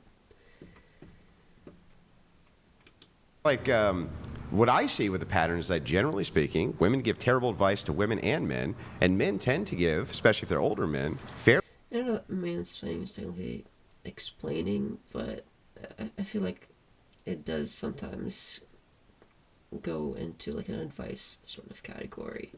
So technically, if you want to be really technical, sure, it's explaining something, but like over-explaining unnecessarily. But I think that it giving like unwanted advice kind of goes with that, like really either obvious advice or something similar to like an obvious explanation. Fairly good advice to the people who ask them for advice. That's just what I see as a trend. So if I see that as a trend, of course, my logical... Oh, he's got a logical brain, while women we're just always emotional all the time. We have nothing logical to say ever. Most men and women probably shouldn't go towards women for advice. They probably just shouldn't do that. It's probably not a good idea. Yeah, hang on. Right? I'll explain why. I'll explain why in HR departments they're problematic, especially when it comes to men. So, HR. Why are HR departments bad, especially when it comes to men? Okay. I'm going to tell you. This is true. He's gonna tell us. His logical man brain is gonna let us know all about it. True. When you go to a human resources department, they have psychological training courses that they often go through. And during the psychological training courses, they're taught to use a specific tone which is designed around the feminine, just like in school. In schools, men are disadvantaged, boys are disadvantaged because it's usually a feminine curriculum. And that's why women excel in school, men don't. I've heard that before, and yeah, I could kind of see that. Little boys tend to be more like physically energetic. They need to like run around more, do different things, switch it up. And girls are better at just kind of sitting down and paying attention, which is pretty much how school is currently taught. Is like the better you are at just sitting down and focusing, the better off you're gonna be grade-wise. While boys are more inclined to not be able to focus as easily for long periods of time and just have more energy they need to constantly get out. So yeah, I could see how that's true. They have a feminine curriculum. This idea of like sit at the table, have your hands folded, listen quietly while the teacher's teaching. Men don't do that shit. They want to throw stuff at each other. As a boy mom, and be I agree. obnoxious. They want to throw stuff at Well, each other. I know. I'll push back on that though. There's plenty of men who do great in school though. We used to see that a lot more. Sure, but it is very common that they don't do quite as well as women. Women excel in comparison because of the rules which are there, right? So, for instance, when I was younger, you got into a fist fight. It was maybe suspendable. It was Yeah, I think not probably call the cops. It's crazy. not a police arrest you and you go to jail. Seriously. right? Sure, yeah. If I came home with a black eye and bloody nose, I lost. That's Yeah. all that meant. Or unless he had more bruises or something, then well, you could have won on that one. But the point is like nobody gave a shit. It wasn't like, oh my God, these kids, they started knocking each other around. Oh my, you call the cops. Well, I right? think once there was more shootings and I don't know, it wasn't. let's There see was that, was but- a massive amount of gang violence inside schools Yeah. before any of that like We did mass that. stuff started happening, right? Yeah. But still, men, and especially young men, learn differently than women. But because they're inside of like a very feminine zone, they actually can't excel the same way they do in like all boys schools and things like this, where they excel much better. What's interesting is in HR departments, since they're always inundated with women, right? It's always from the feminine perspective too. So men, let me tell you some things that men. Yeah, that's probably true. Honestly, I'm personally not a fan of HR people. Sorry if there's any HR people out there. I'm not a fan. There's so much, like, all this DEI stuff. It's just ridiculous. Like, can't we all just get along without just segregating and prescribing? And I'm not gonna get on a soapbox here, but yeah, unfortunately, I agree. men hate. Can we have a little conversation? Every man who hears that does this. Oh, God, can you just come down and Zeus lightning bolt me through the chest? Please do that so I don't have to go in to this room. I think women have that too. The With moment we this- hear any of with that. this- Yeah, I mean, I don't think anybody likes hearing that kind of thing. I don't know if a lot of people like HR in general. I think it's just some predominantly females kind of pushed it and are in that department and carried on. But I think generally both men and women that are not in that department don't really like it that much. Yeah. Fucking insufferable. Can we have a woman. talk? Oh. As a more Okay, masculine presenting or person, how about I agree. how about It's this kinda like- one? How As a about this woman, one? I agree. So we hate that So shit. what we're gonna do here's a little bit of coaching. We're gonna do a little. That's terrible. Yeah, no, that sucks. Bit of coaching. I don't talk like that. I'm not Or how talking about like we're that. gonna, I'm just here to assist you with some of the problems that we've been seeing you having. And they have the little fucking stupid post-it notes and shit. Every guy on planet Earth, right? Even the most like cringe dude thinks the second they hear that, all they can think of in their head is this, and this is what's on repeat. Right now, you can believe me or not believe me, but this is what's on repeat. Shut up, bitch. Shut up, shut up. A little bit rude, but yeah, maybe. Does it have to like focus on them being women though? Can't they just focus on them being an annoying person? Please shut up, bitch. Please shut up. That's all they're thinking on repeat. Now, me saying that out loud to a group of women, you think even right now, man, that's harsh. That's actually kind of harsh, but it's like, that's actually how we think about it. Yeah, but here he is speaking for all men. I'd be interested to know if all men really think like that about women in general. Like, sure, nobody likes HR, but do they really think of them like, oh, here's a woman specifically, and this is just what women do. This is a women thing that basically most women are all about, and this is their thing. They brought this upon me, and all these names and everything. Like, is it really like that for most men? Is he really speaking for most men here? Honestly, I hope not. It's just like, please, get this in. His just like face, just every time he does this fake laugh thing, it's just so cringe. But do you think that that's why that tone is being made? Because a confrontation, because I feel like men can only hold it in before they go, They lose it. you know? And so it's like they have to take a softer tone, almost like, I don't want to say like speaking to a child, but just being softer No. to create this. Yeah, please don't say speaking to a child. That's just gonna get them all excited. They have this whole thing about infantilizing women, and it's just disturbing. I wouldn't try to let them have that. Open space. No. See, I think that misses the whole point. Okay. And that's the feminine prism too, right? They don't actually give a shit. What they really want to say to you is like, everything that you're about to tell me, I don't give a fuck about any of it. I don't care. It means nothing to me. I'm only trying to get through this meeting as far as I can to keep this job. But everything coming out of your mouth, I literally don't give a fuck. Which is fine. Like, you know, HR in general, it's annoying, it's boring, it's all kind of obvious, or some of it is kind of overbearing and ridiculous. And yeah, I mean, many people hate that. What does any of that have to do with them being women specifically? Like,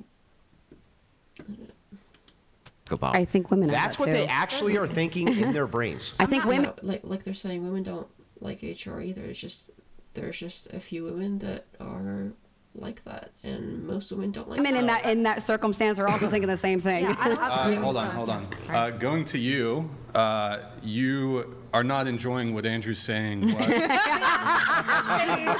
Her expressions throughout this whole thing, that's kind of that's appropriate. She's like, really? Like, wow.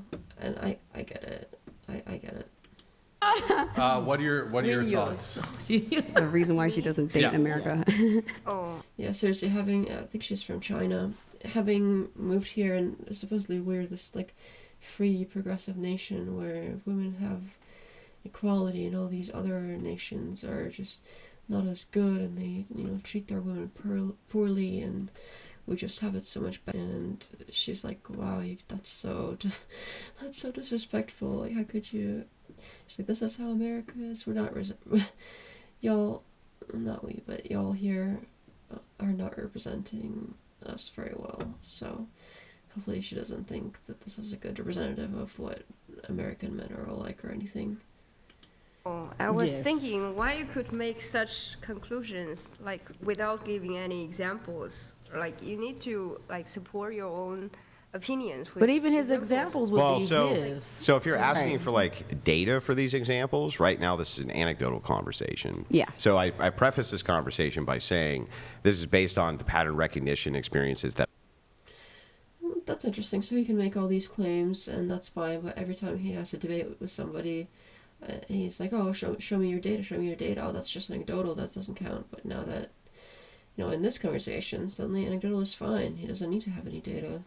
And I know this is not a formal debate, but honestly, neither are any of the other sort of debates he's recently had on this channel. All of them are basically just conversations with like an opening and a closing, but in between it was just very rude conversations. None of those were really real debates either. So this is just a different conversation with a slightly different opening and closing. So honestly, I don't see the difference, but okay. That I've seen. Yeah. Not preferencing it on like, oh, I have a massive data packet here that's sociological in nature and probably will never be replicated in order to show my findings that this is what men think. But based on all the conversations that I've had with men, and I've had thousands of them all across the world, same thing with women, this is what they think. Sure, but there will be. He always likes to bring this up, that he's talked to so many people all around the world. He's just this worldly kind of person all over the world. He's talked to so many people and he's gathered all of his data. And he always likes to bring it up. There will be something called confirmation bias in this as well too. Yeah, I mean, he is who he is, so it's not surprising that he goes around interacting with people that either agree with him or in the ones that don't, that he is debating against the master debater that he is. That he would be he would be predisposition. What is the word I'm looking for? He would be basically coming from a place of, I already disagree with you, and he wouldn't try to examine their views in a way of like, maybe they have a point. He's coming from a place of, I'm here to fight.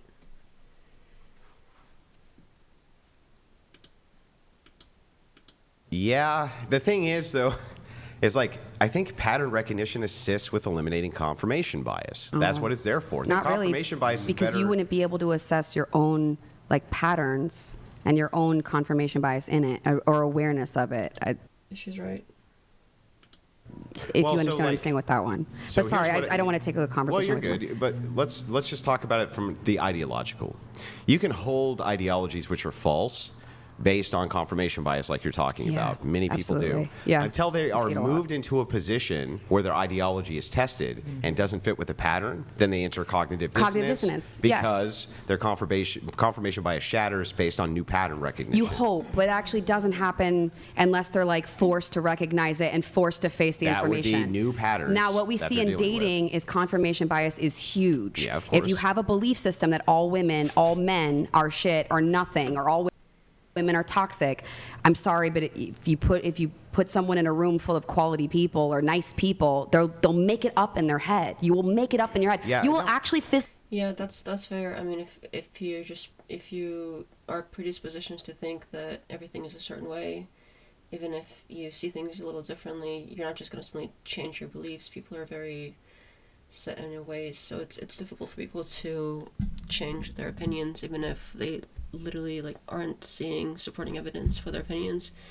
They'll just kind of hallucinate it, or as they love to say, they're just go delulu.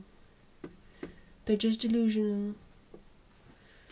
Physically hear it differently, I don't and you will think, repeat it back differently. You can ask someone with confirmation I would bias. never say that the idea of like all women are shit. No, or I all was men giving are an example bad, of that. right? I know you didn't say that. Like in these monolithic tones. No. But I do think. But we that generalize. Yeah, of course we generalize, but that's part of pattern recognition.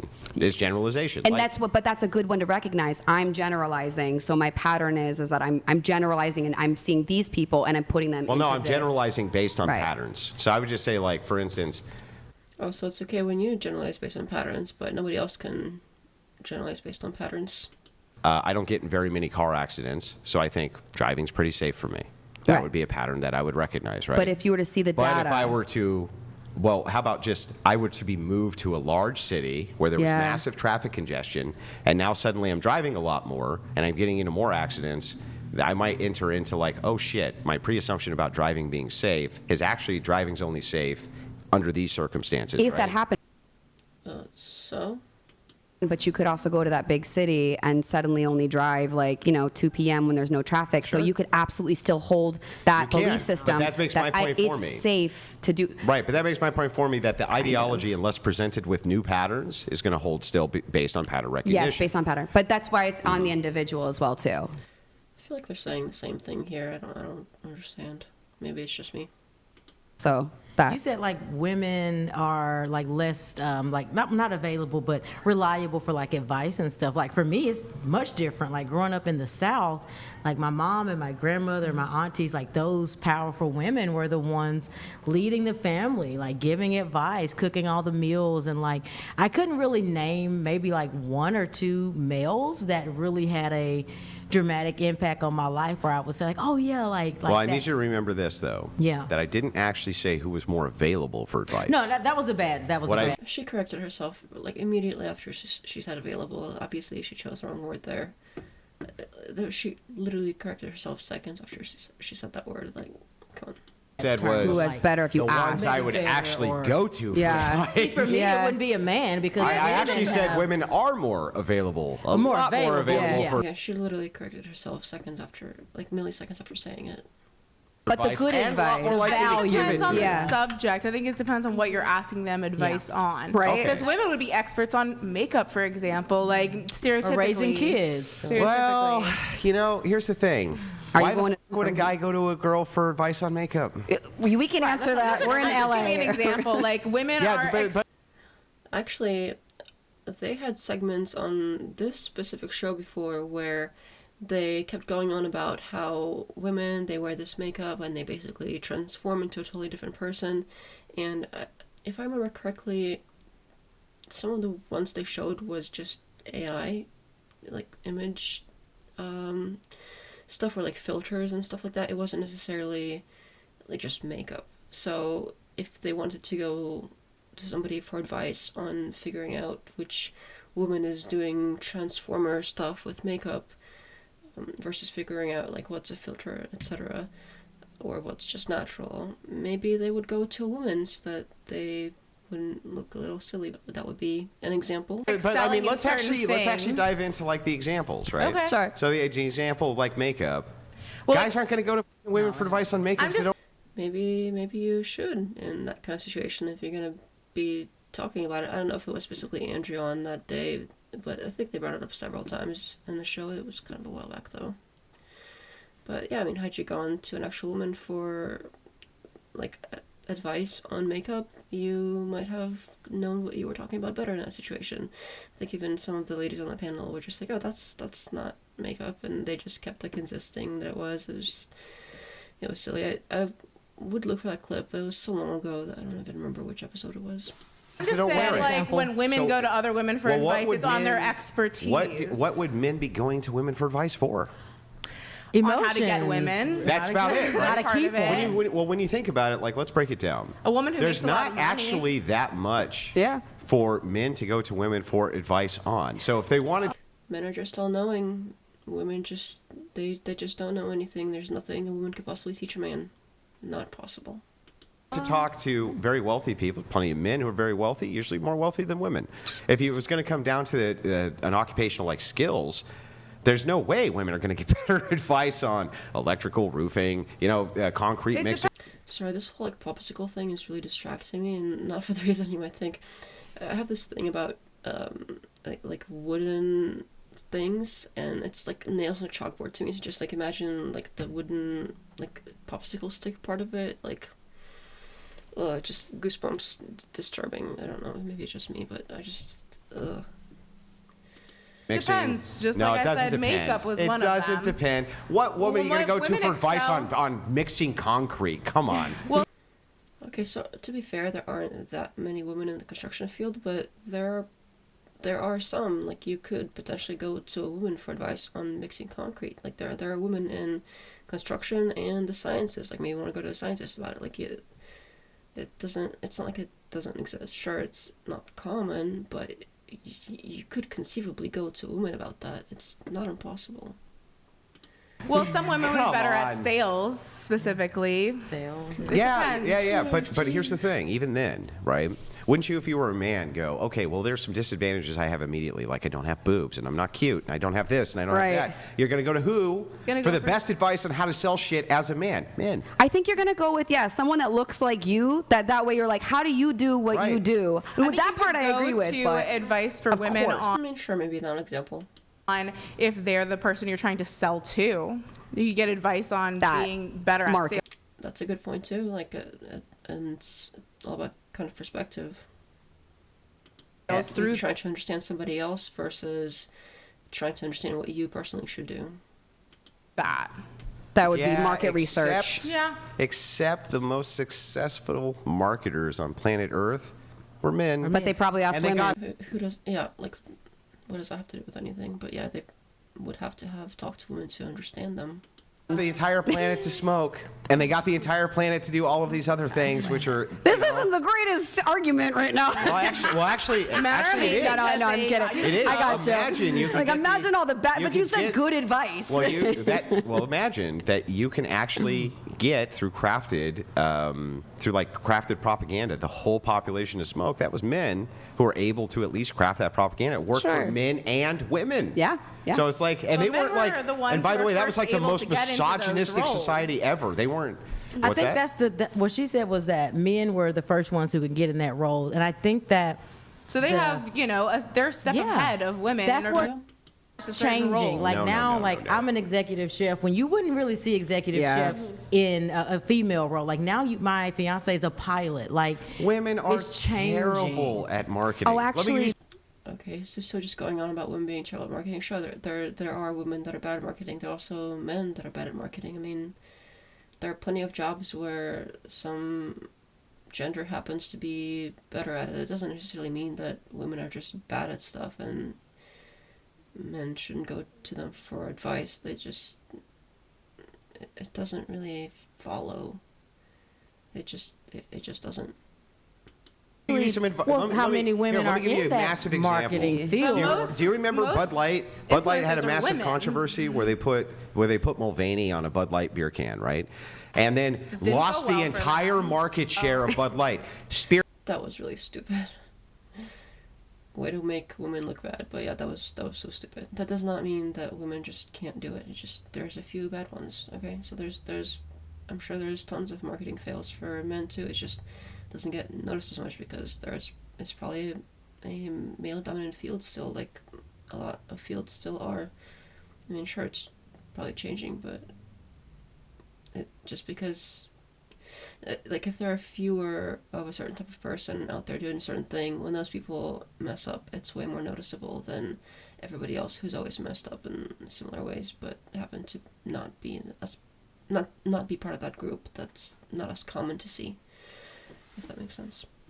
spearheaded by a woman, right? Spearheaded by a woman When trying to was sell that? this beer, not because So she you consider understood. Dylan a woman?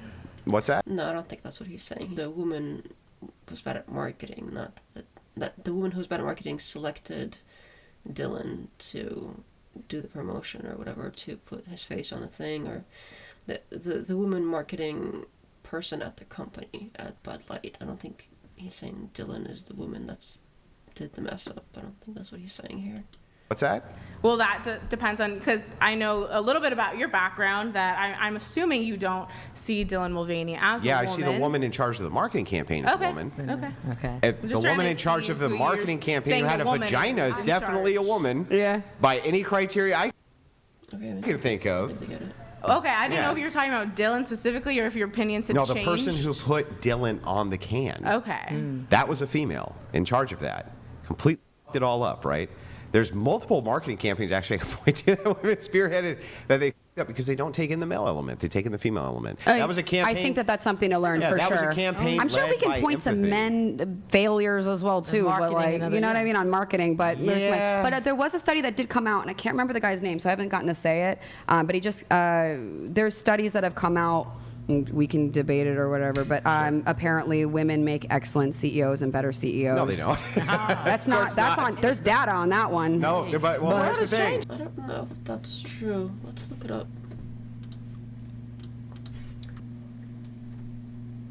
Yes, several studies suggest that companies led by women often outperform those led by men, particularly in areas like financial performance, innovation, and employee engagement. Karen Rubin's study in 2015, hypothetical portfolio of women-led companies would have outperformed the S&P 500 by nearly 3 times over the same period. And a hypothetical portfolio of women-led performance would have outperformed, not that it actually did. I don't know, I'm not really sure how they did that one, but research indicates companies with female CEOs often experience improved performance, rising stock prices, have higher employee satisfaction and retention, more likely to be innovative and successful in new markets. Studies have shown women are more likely to use transformational leadership styles, which are associated with higher effectiveness, often adopt a more collaborative and inclusive leadership style, focusing on long-term goals and being open to new ideas and change. But there are some challenges. Despite these positive outcomes, women remain underrepresented in these positions. Only 8.2% of CEO roles in S&P 500. They're often held to higher performance standards and may face greater scrutiny. And while it's not definitive to say that women make better CEOs in all contexts, evidence suggests that female-led companies often experience superior performance in various metrics. These outcomes are attributed to distinct leadership styles and approaches that emphasize collaboration, innovation, and long-term planning. It looks like there were some studies that suggest that, but it's hard to say because there's just so few of them. You can look on that one. Someone else can There's Google also that. data. There's also data on this. There's also data that says that if you have corporations that do diversity hires, they actually do better than corporations that don't. That was a study that came out that I was just debating. Let's look that one up. 2 corporations that do diversity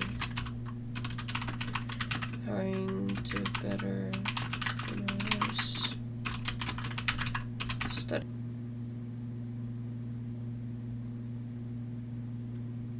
Looks like it's saying yes, there are key findings that there were a few different studies.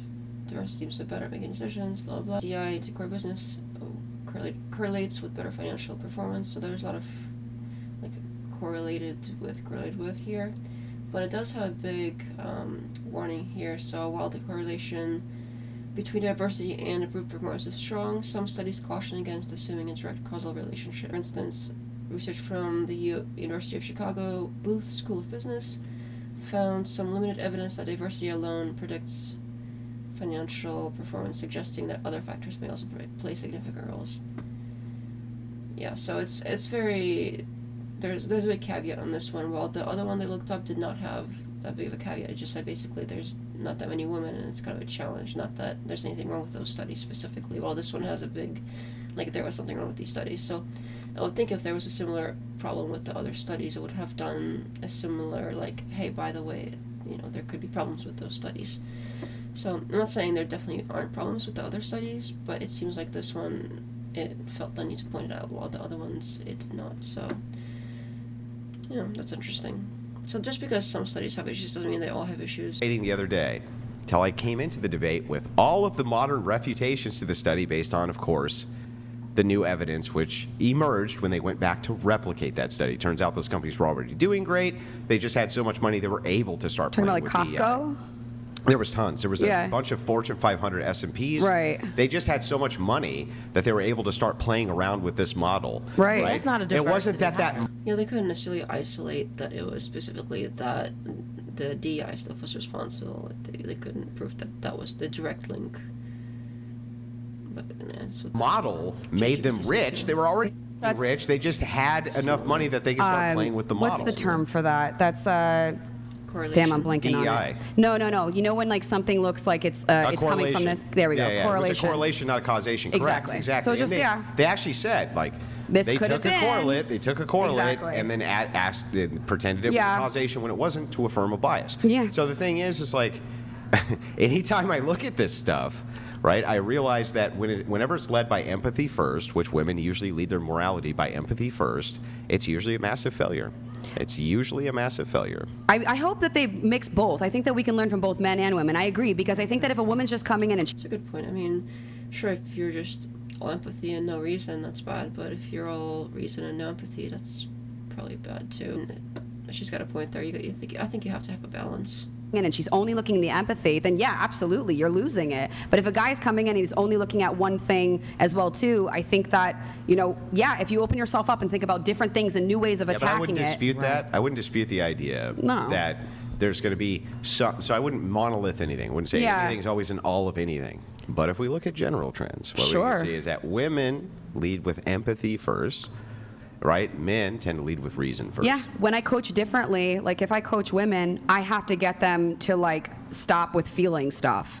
It's I just need you forward motion. But with men, I need them stop forward motion because you're making mistakes and not assessing.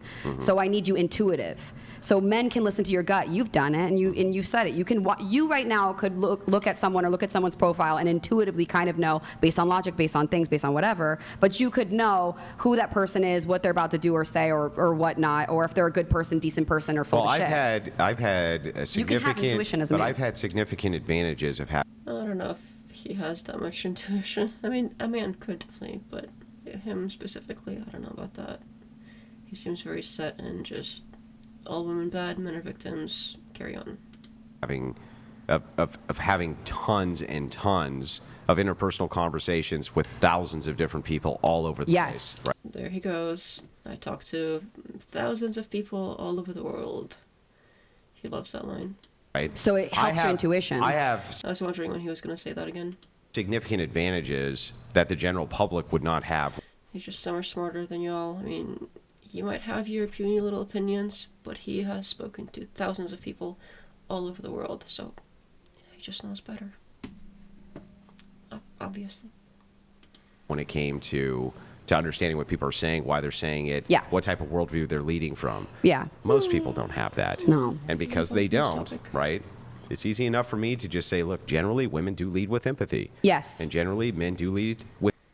That's fine, but she's saying it's better to have a balance. It's better that, for instance, if you're a woman and you generally lead with empathy, it's better to acquire the skills of like the reasoning and try to balance those out better. And if you're a man and you are stereotypically lead more with kind of more rationality and logical type thinking, it's better to balance it out with a little bit more empathy.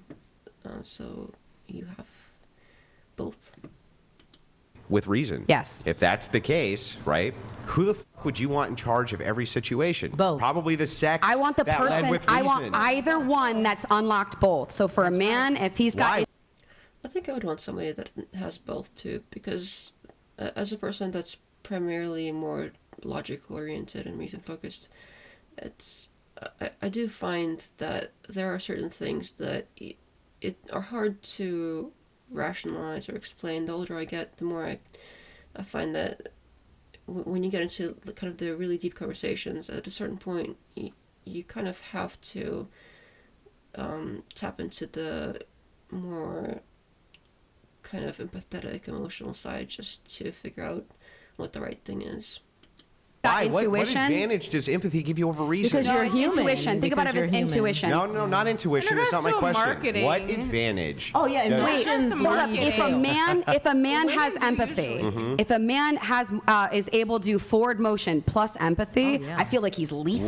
What? That's it. How? What does the empathy give him? In the marriage You really market, care about other things. like if you're in the dating pool, a woman's gonna look for a man who has empathy as well as strength.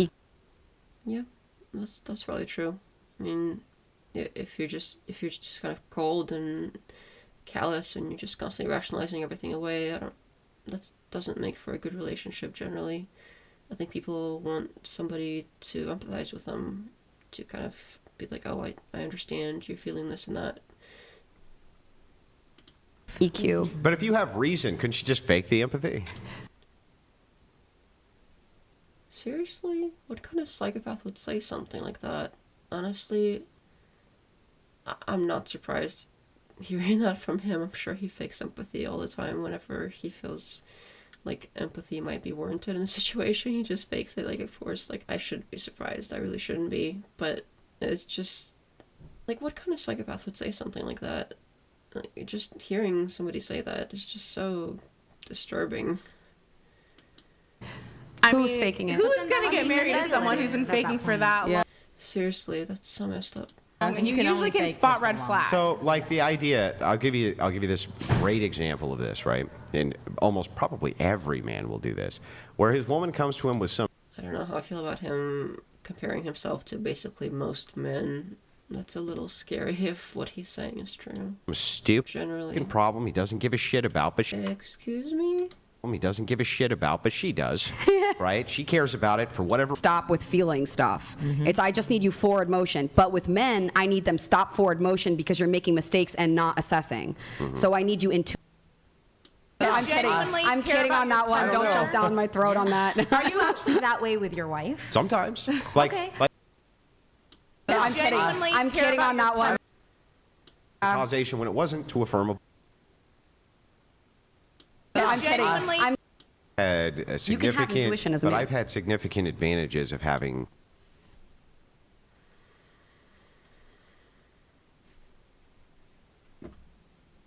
Like No, now, no, no, like no. I'm an executive chef. When you wouldn't really see executive Yeah. chefs in a female role, like now, my fiance is a pilot. Like Women are it's changing. terrible at marketing. Oh, Let me give you actually, some advice. well, how many women let are me give you in a that massive marketing example. field? Do you, Most- do you remember most Bud Light? Bud Light had a influencers are massive women. controversy where they put Mulvaney on a Bud Light beer can. Right?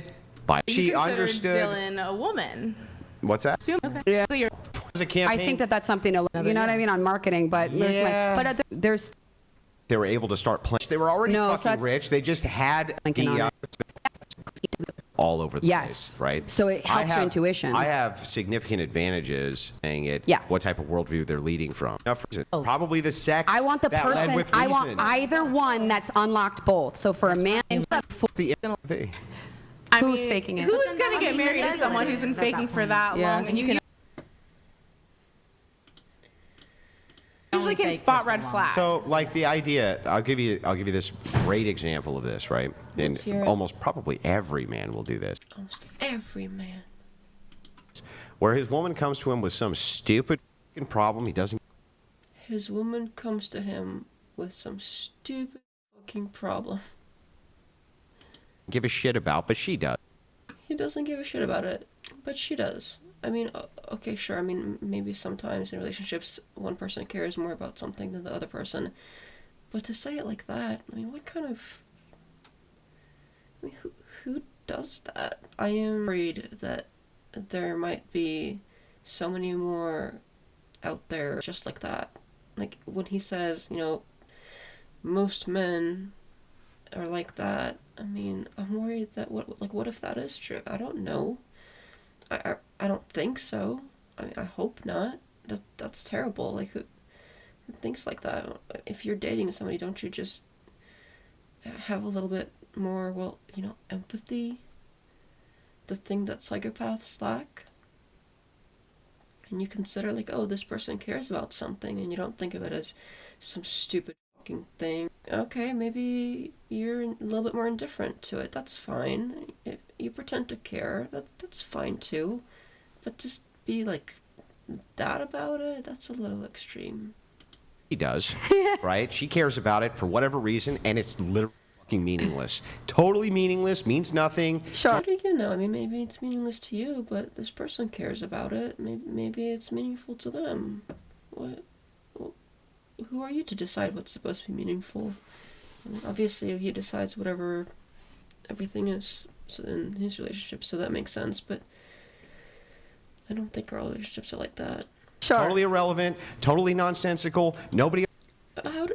I mean, who are you to say? What if it's relevant to them? What if it makes sense to them? What if, I mean, clearly, you said, you know, the wife cares in this scenario, so what? Okay, why do you have to go on and on about it being stupid and nonsensical? Like, what if, okay, they care and you don't care that much, that's fine. You don't have to. Nobody on planet Earth gives a shit. He's like this. He goes, it's okay, honey. Right? Now, in his mind, I'm going to tell you what he's thinking. What he's thinking in his head is, God, this is fucking stupid, and I hope that you just stop with this fucking shit in the next 20 minutes. That would be great. He really does hate women, doesn't he? Like, sometimes I'm like, nah, I mean, it's got to be, like, rage bait or a bit or something, but I think he really does. Great. I got other shit to do. I can't even believe that you're hysterical about this. Can't really believe that you're hysterical about this. They're faking empathy. Well, if you They're hear that, do you faking care about empathy.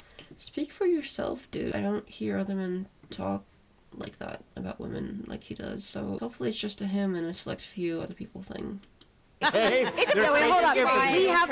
Is this funny? Like, I think this has to be like a nervous laughter, or like, I can't believe he just said that laughter. That's not really funny. That's depressing. To do that too. Yeah, we know. It's called a relationship. Yeah, seriously. If he phrased it not the way he did, just in general, kind of pretending to care about your partner's hobbies and whatever it is that they care about, that's fine. That's normal. But with the kind of disdain that he has for it, that's not normal. No, I'm kidding on that one. Don't jump down my throat on that. Are you actually that way with your wife? Sometimes. Of course. Like, Okay, like there's been times where my wife, for instance, right? Just like every woman on planet Earth, she's been on. Okay. His wife is something special too. I wouldn't compare her to everyone on planet Earth in any way, even if it's biological. Her period. Completely irrational, right? Says some. Not every woman on her period gets completely irrational. That's just not true. I mean, sure, some women might be more affected by hormonal changes than others, but it's not like you get your period and you get some hormones and you're just completely crazy. Like, some women that might happen to, I'm not denying that, sure, maybe, but for the most part, I don't think that's how that works. I mean, women hold jobs just fine if they went that crazy, if like that every month. I don't think we'd be able to hold down a proper job. I just don't think it's quite as dramatic as he makes it out to be. As a woman, I think I have some authority saying that. Some stupid. I've told her things like, go to your room. Does he hear himself? Does he think this is cool? Is he showing off for his buddies here that also don't like women very much? Is that what this is about? Because this isn't the flex that he thinks it is. Like, that's gross. Literally go to your room and take a. What is this whole thing? Go to your room. What does that sound like? That sounds like treating his wife like a child. This is a common theme I'm starting to see here. Somebody else that had on recently, I think his name was Jim Bob. He was very into this whole women are like children thing. He went on about it several times. Does not let go of it. Thinks there's nothing wrong with thinking that way. That's disturbing as well on like a different level.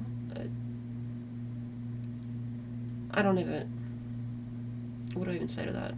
Take a nap. And she came back out. I don't know. Honestly, I don't know if he actually talks to his wife like that. She seems pretty dominant herself. I know she puts on a show for, these podcasts and whatever, always acting like, oh, she's so submissive and whatever he says goes, and he's so right about everything. But I mean, the way that she actually seems, obviously we have no way of knowing, but does that make him, is it some kind of, fantasy he's trying to live out here, trying to say like what he wants to do? Maybe, I don't know. It's just weird to me. Take an act like a fucking human being. Go to your room and take a fucking nap. I hope she speaks. And you know what she does? She goes to her room and she takes a fucking nap. And the next thing I know, wow, hilarious. she acts like a rational human being. Does she speak to you that way too, though? And I mean that in a good way. But do you guys get to communicate like? Let us.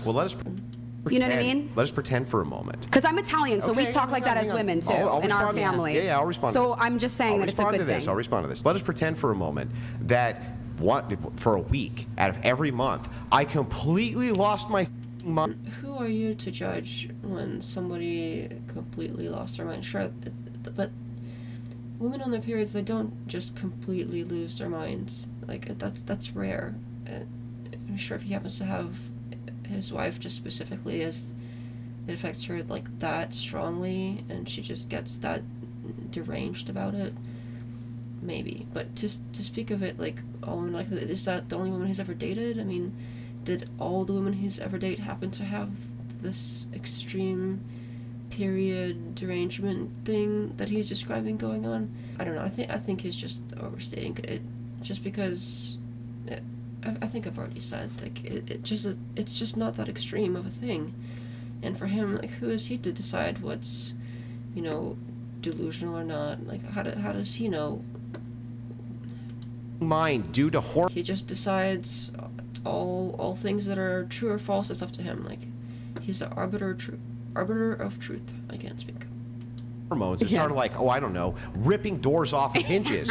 I'm sure she probably wouldn't be very pleasant about that. Yes, exactly. But guess what? She'd be like, go take a nap. because I don't have what is called hormonal lunacy once a month. You don't have to worry about that. Men lead with reason. Men have their own, like, hormonal things going on once in a while, like it.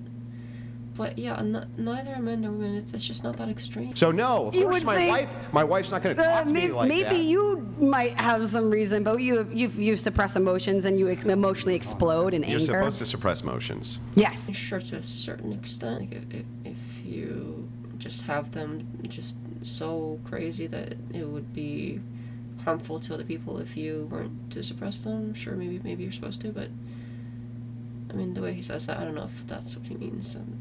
That must be kind of an all the time kind of thing when it comes to him. Absolutely, go for it. Suppress. Men out there, suppress. And yes. Yeah. Suppress. No. You don't want to see what happens. Push it down. You only allow horniness and anger. Really quick before I move this on, you've been grimacing the entire and she had such a great point. Yeah, You've not been happy. Yeah.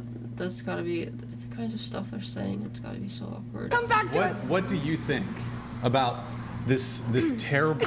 I know it's supposed to be a joke, but is that really a joke? I mean, there's truth in every joke. What a misogynist. Can't believe what I've just heard. Terrible, yeah, I know. Yeah, that's exactly why I don't turn to men for help or emotional support. What did he actually say? Like, he doesn't care about what the girl is talking about, like her feelings, saying like lunacy, hysterical, all these words. Like, even hysteria, the word etymologically is like anti-women. Like, it's made up by men to saying women are crazy. So I could believe that. I don't know. Do women, let me ask you a question. Do men get periods? No. It's just the wellness period thing. It's just not as big of a deal as he's making out to be. Okay, so no, they do change hormonally. But no, we've they don't. noticed. Not Yeah, like that. No, they do don't. have hormonal frequency. Do women? Hang on. Do women one time per month have massive hormonal changes which affect literally how they think? Yeah. Not everybody. Not every woman. You can actually not everybody. you can actually have smaller. Like, No, why not do everybody. I turn to women for help? It's because, like, when I feel really sad, I need to have emotional support first. Yeah, you want them to lie to you. Yeah, you want them to lie. What's with this grimacing thing? It's just so...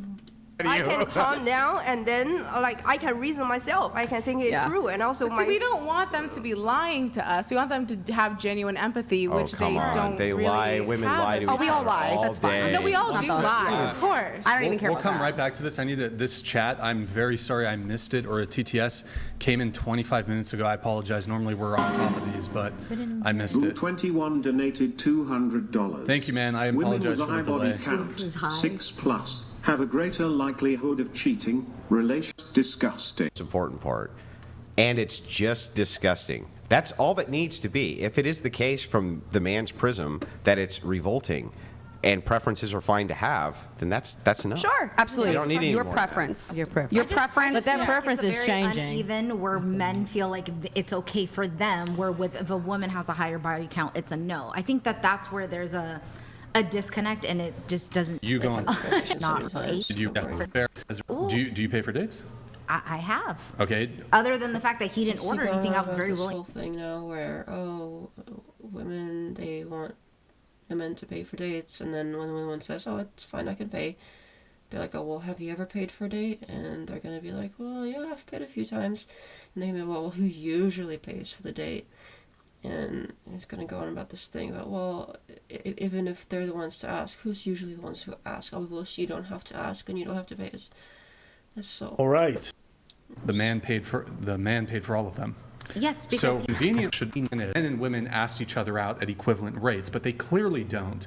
So you're kind of and how this correlates to my thing you're- about body okay. count. Why is it You're- okay for sure, a man? Sure. So okay. here's the example. So you were saying, well, it's kind of okay for men to have a high body count, but when women have a high body count, there's an issue with it. So you claim there's a double standard that exists, right? Yes. Right, and you might say, for example, as follows.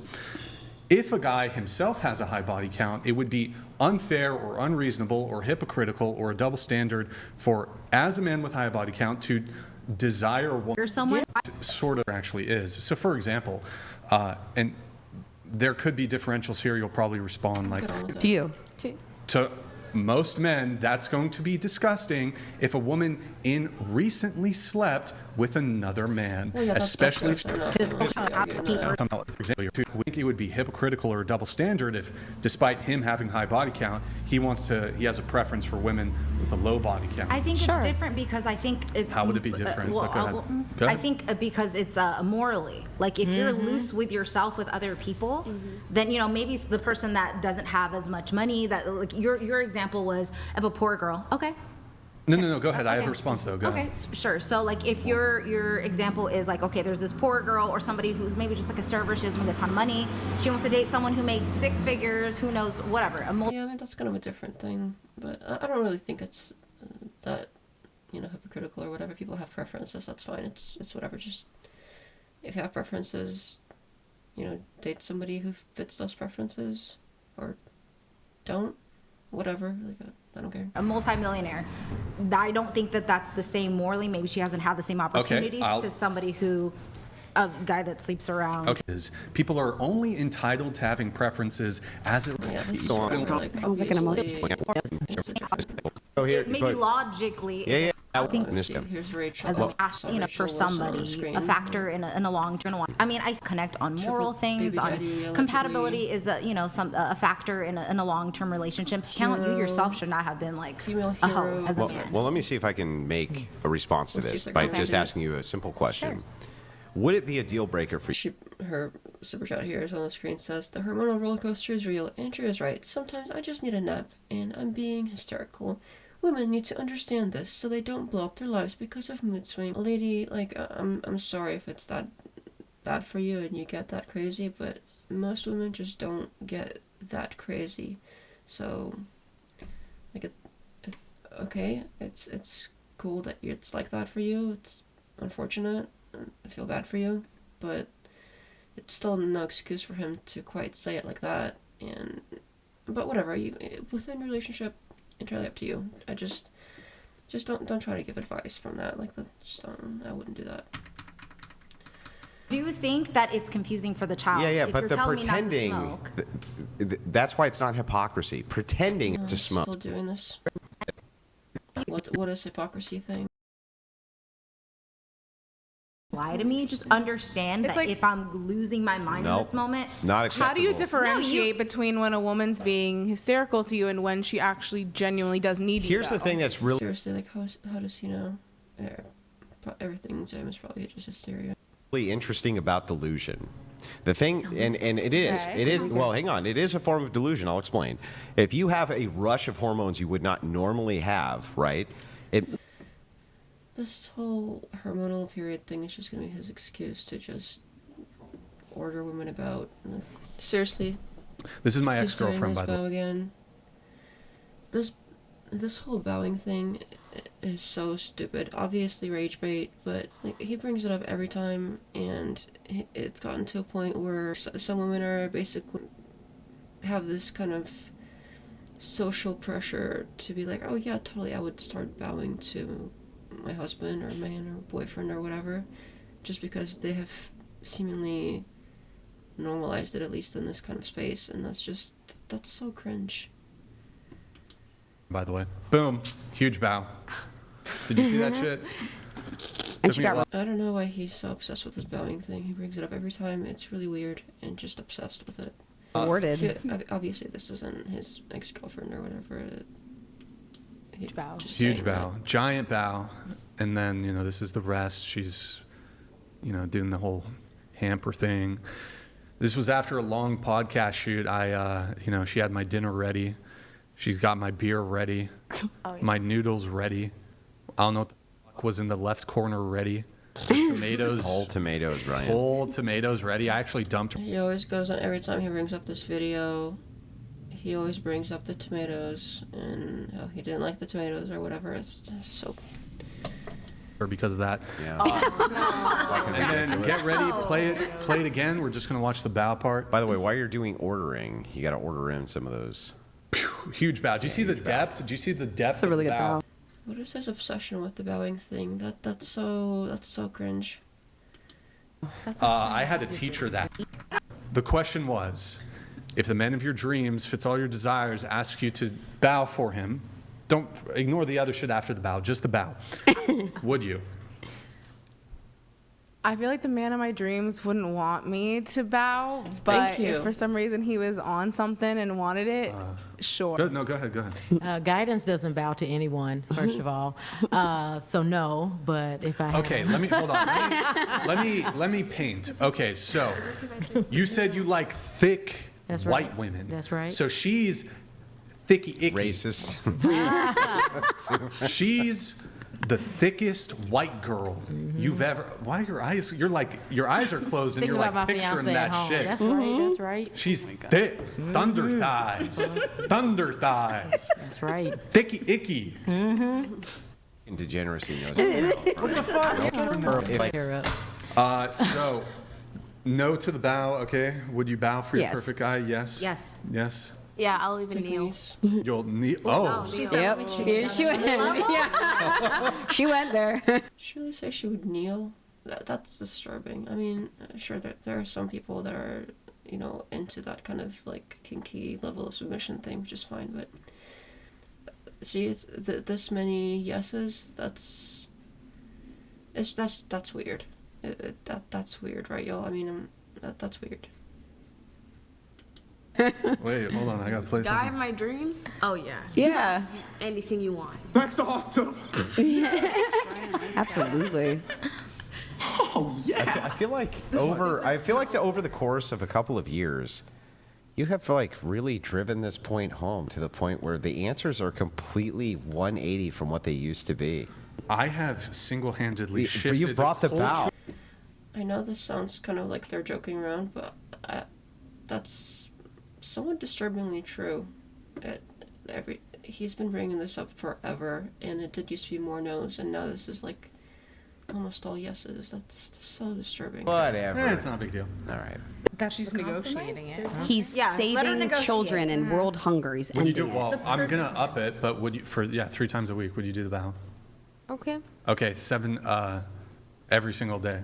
Thing. External problems which happen, and so because of those, Just he let's does go the laundry laundry in the first because you're date. unavailable to do so due to no fault of your own. But for the most part, doing the laundry. Is he doing the rest of the housework? No. So who does the rest of the housework? Are we You. allowed to hire it out? Yeah. And get like a maid? No. Oh. No? Well, No? and even if you could, let's just assume it would only be for the means of which you could. And if the means were Okay. not there, Okay, so this is the whole women have to be the ones to do laundry thing, or what? Seriously? then you're doing it. Okay, well, I have a good example from my own life because Well, we kind of. well, but hang on. Okay. Let's let her answer first. Okay. Then no. No. Who wants ice cream, by the way? Show of hands. What kind? What kind? It's just vanilla. This is why, hey, What? the Chinese, this is why foreigners come into the United States, they get feminized, they become feminists, just saying. They do. She also went to Germany, which is really, Right. Yeah, but it is, that's true. But even the United States is pretty bad too. Yeah, but she just got. What? So because she's foreign, she's supposed to be more down to be used as like basically like a slave for housework without any kind of like balance or anything. Like she's supposed to just be more cool with that. Right? You know. Got here what? You said 2 years, right? 9 months? No, like 9 last months? September. Oh yeah. So Yeah. Germany feminized her. Ger- Who would have ever thought that Germany would crank out feminists? You know. Their history is not. It's not really a very feminist history. You know? They went like the opposite. Extreme up. Yeah, I mean, I don't know, they didn't really. I don't remember women being part of the groups of people they were trying to exterminate or anything. But yeah, it is just kind of odd, I suppose. Yeah, they kind of went. Yeah. You know, It happens. it happens after a world war. We have Christopher Murphy here. Hey, is the audio lower? Christopher Murphy donated Can you check the audio? It's $2. way lower. Can we silence chair 3 for 15 minutes? Is that enough to The one wearing silence? the Was it hat down lower? here. Oh, that's weird. Can we silence her for 30 minutes? Yeah. So my understanding with the it's you have to do chair 3. Oh, you have to do it's $499 for a 20-minute Mute. Yeah. mic mute. That's the threshold if you want 5 to do minutes? it. 20 minutes. 5 minutes though? For 200? Yeah. We'll do 5 minutes. Yeah. Yeah, I'll do 5 minutes for a 200 if you want to send it. Oh, well. That's fair, I guess. He donated a lot of subs. Does he have to so- send it? Yes, I talked a lot. I'm fine This with one will be that. 5 minutes. Thank you. We'll compromise. Wait, no, the TTS is 200, so I don't think that's. Oh yeah, that's true. That's not fair. Send in another 200, and we'll silence her mic for the if you whole do another duration. 200, we'll wait the Yeah. whole duration of the show. No, for 15 minutes. The whole duration of what it is. Okay, that's fair. Yeah, Sure, that's why fair. not? Yeah, yeah. Send in another one, Christopher. All right. Pasty George, Andrew enjoying his chew packets and bypassing the no smoke. Thank you, Pasty. I'm trying, man. I'm trying to do what I can do. Guys, if you want to get a message in, Reed is 100, TTS is 200. Also, if you're enjoying the stream, like the. That must be killing him, not being able to just go out and smoke constantly. Like during the debates they had recently, he was just constantly getting up and smoking. You could tell he was getting more like angry and angry and angry leading up to when he went to go smoke every time. With 2,000, only 2,000 women, he chatted with That is 12. a lot of swiping. I guess 5 years, that's a long time, but over 2 million swipes, that's a lot of swipes. That is a lot. Wow. 1,200 of them. He went on one singular date that led to nothing. So 2 million Wow. swipes for nothing. Hang on. Yeah. I got to ask a question here. Sure, go ahead, go ahead. If it is the case that this poor bastard did this, I still want to go fishing with him. Like, would the Whatever podcast link with the Crucible so we can go fishing with this guy? Who is he? Find him. Who the cares? Let's We'll go do it. fishing. Oh, I thought you wanted to go fishing with him. Yeah, I want to go fishing with him. Oh, I thought you just wanted to. Okay, yeah, we'll do it. Let's do it. We got to find the guy. We got to Okay. find the guy. That's really sweet. We got to find the guy. Christopher Murphy, Streamlabs doesn't process Amex, communist. Chair 3 is muted. Chair 3 All right, is do you know how to fucking mute, Mary? You've already been gone for like 10 Now, you know Okay, what? just She has some self-control. mute I the think mic. she can self-mute. Yeah, can you self-mute for 15, Self-mute. 15 minutes? Yeah. So it's 9:50. Mary, let us know when 15 minutes Oh my is God! passed. Shut up. Ridiculous. 15 Your minutes. vibe That's is all we loud, We asked for honey. 15 minutes. Holy She's being a pretty good sport about it. shit. All right. So, ladies, reaction to the little thing I just showed you. It's really shitty. Dating apps are terrible, I think, for finding your, like, let's be for real. Wait, this almost, remember the conversation we had earlier when it came to like dating easier for, or getting sex easier for women? So let's pull it back up really quick. Look. That was a pretty Really so big fast. fish. Yeah, I was gonna say that is a pretty cool looking fish, but freaking Andrew half beat me to saying it. By the way. Look, he's honestly, here's the thing. His female equivalent, she'd be a massive slut. Huge slut. 100+ body count. This poor... Really? I'm sure that there are some that are basically him, but female, you know, kind of similar types of hobbies and body type and whatnot. But that many? I mean, I'm sure there's some, but for the most part, the average equivalent of this guy, I don't think they would be like that. I don't know whether he gets that data. This poor guy swipes 2 million times. Nothing. Was he in the fishing boat, you think? Was he in a fishing boat? When he was 2 million fucking times, dude?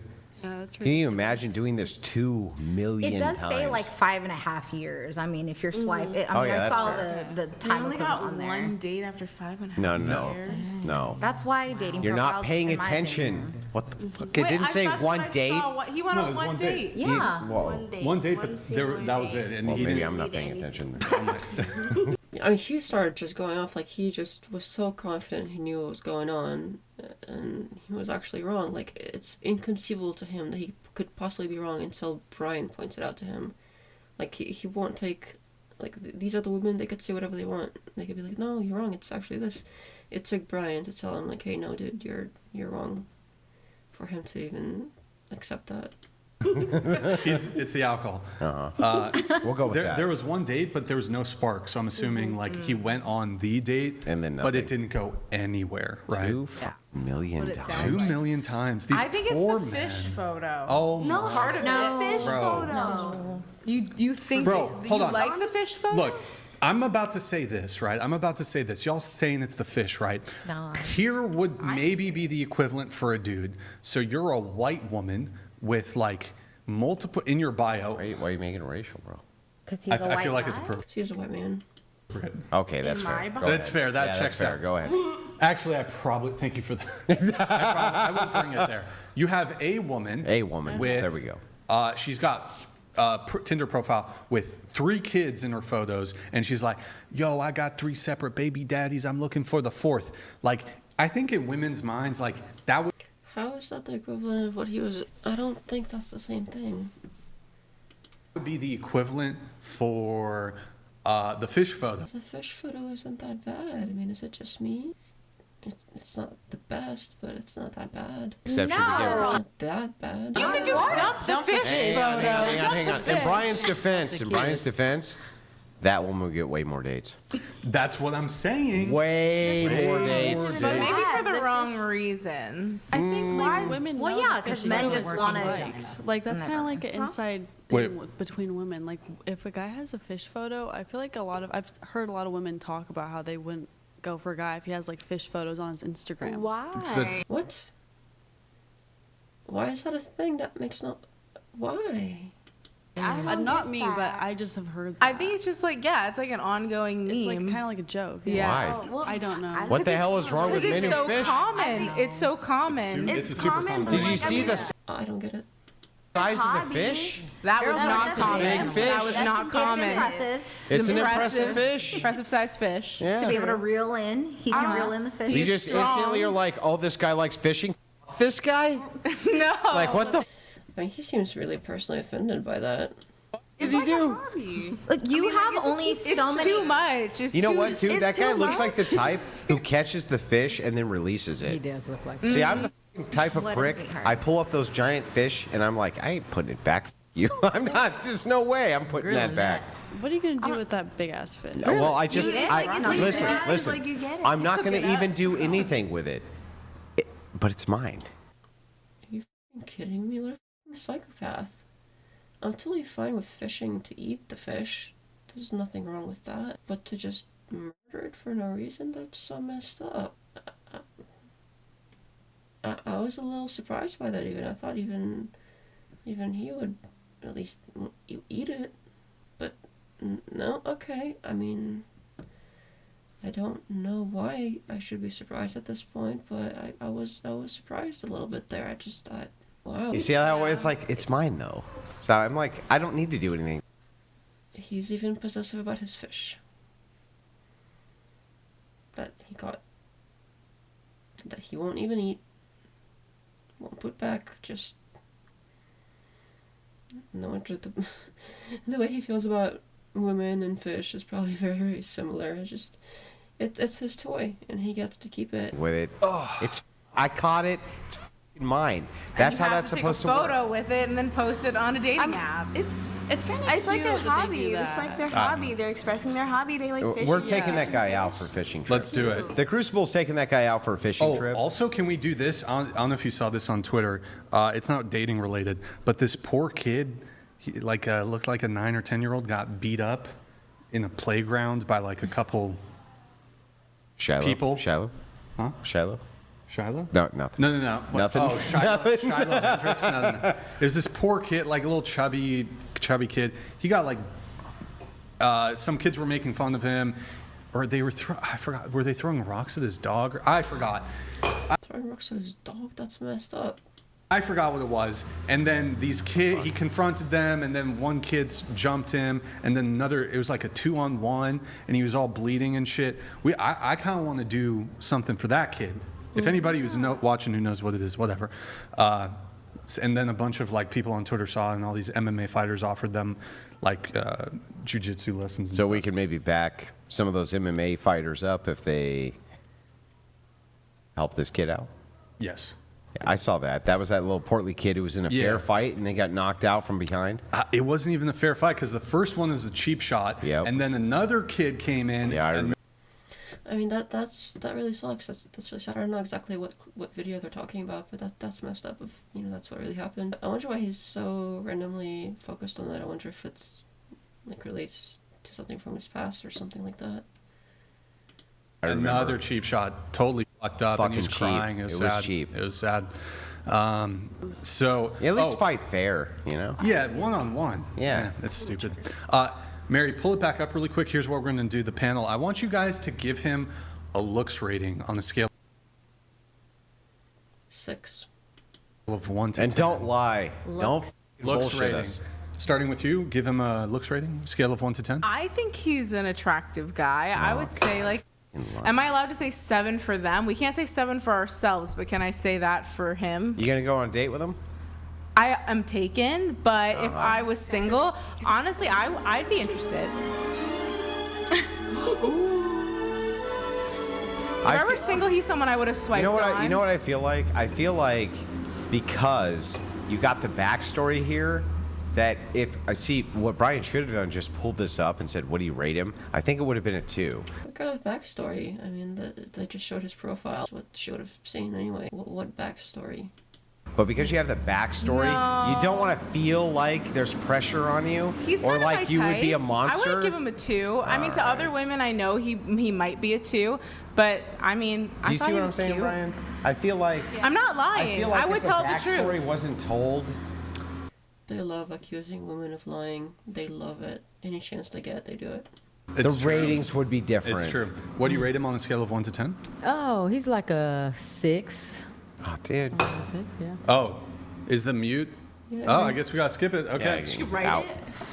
Party. I give him the a 3. roof. The roof. The 3. Okay. I think all people right. are gonna judge me. I give him a 3. Probably like 4 or 5. Okay. He looks like he gives good hugs. I don't know why that. It's like he That's gives not good what I was fucking about hugs. to hear, but okay. I don't know. He looks like a sweetheart. Does anybody rate based on hugs? I do. No, Like a you good come hug. on. I love a good But okay, hug. wait. Oh, Where's come I on, love give me a a good fucking hug. break. Oh, you know what? I can't wait to go. He looks like he gives good hugs. Are we rating Yeah, strictly fucking- on looks though? Because I can take personality That's what they said. Yeah, just into account, looks. But just, if we're just rating on just looks and that's what my you number. saw. You are swiping, I don't know, whichever way women swipe on these apps.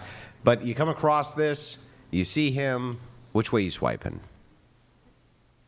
I don't know The next. The next, yeah, exactly. I don't know. All right. Left or right. What do you rate him? I would say 4. 4. Okay. He's kind of nerdy. I like nerds, but I give him like a 5.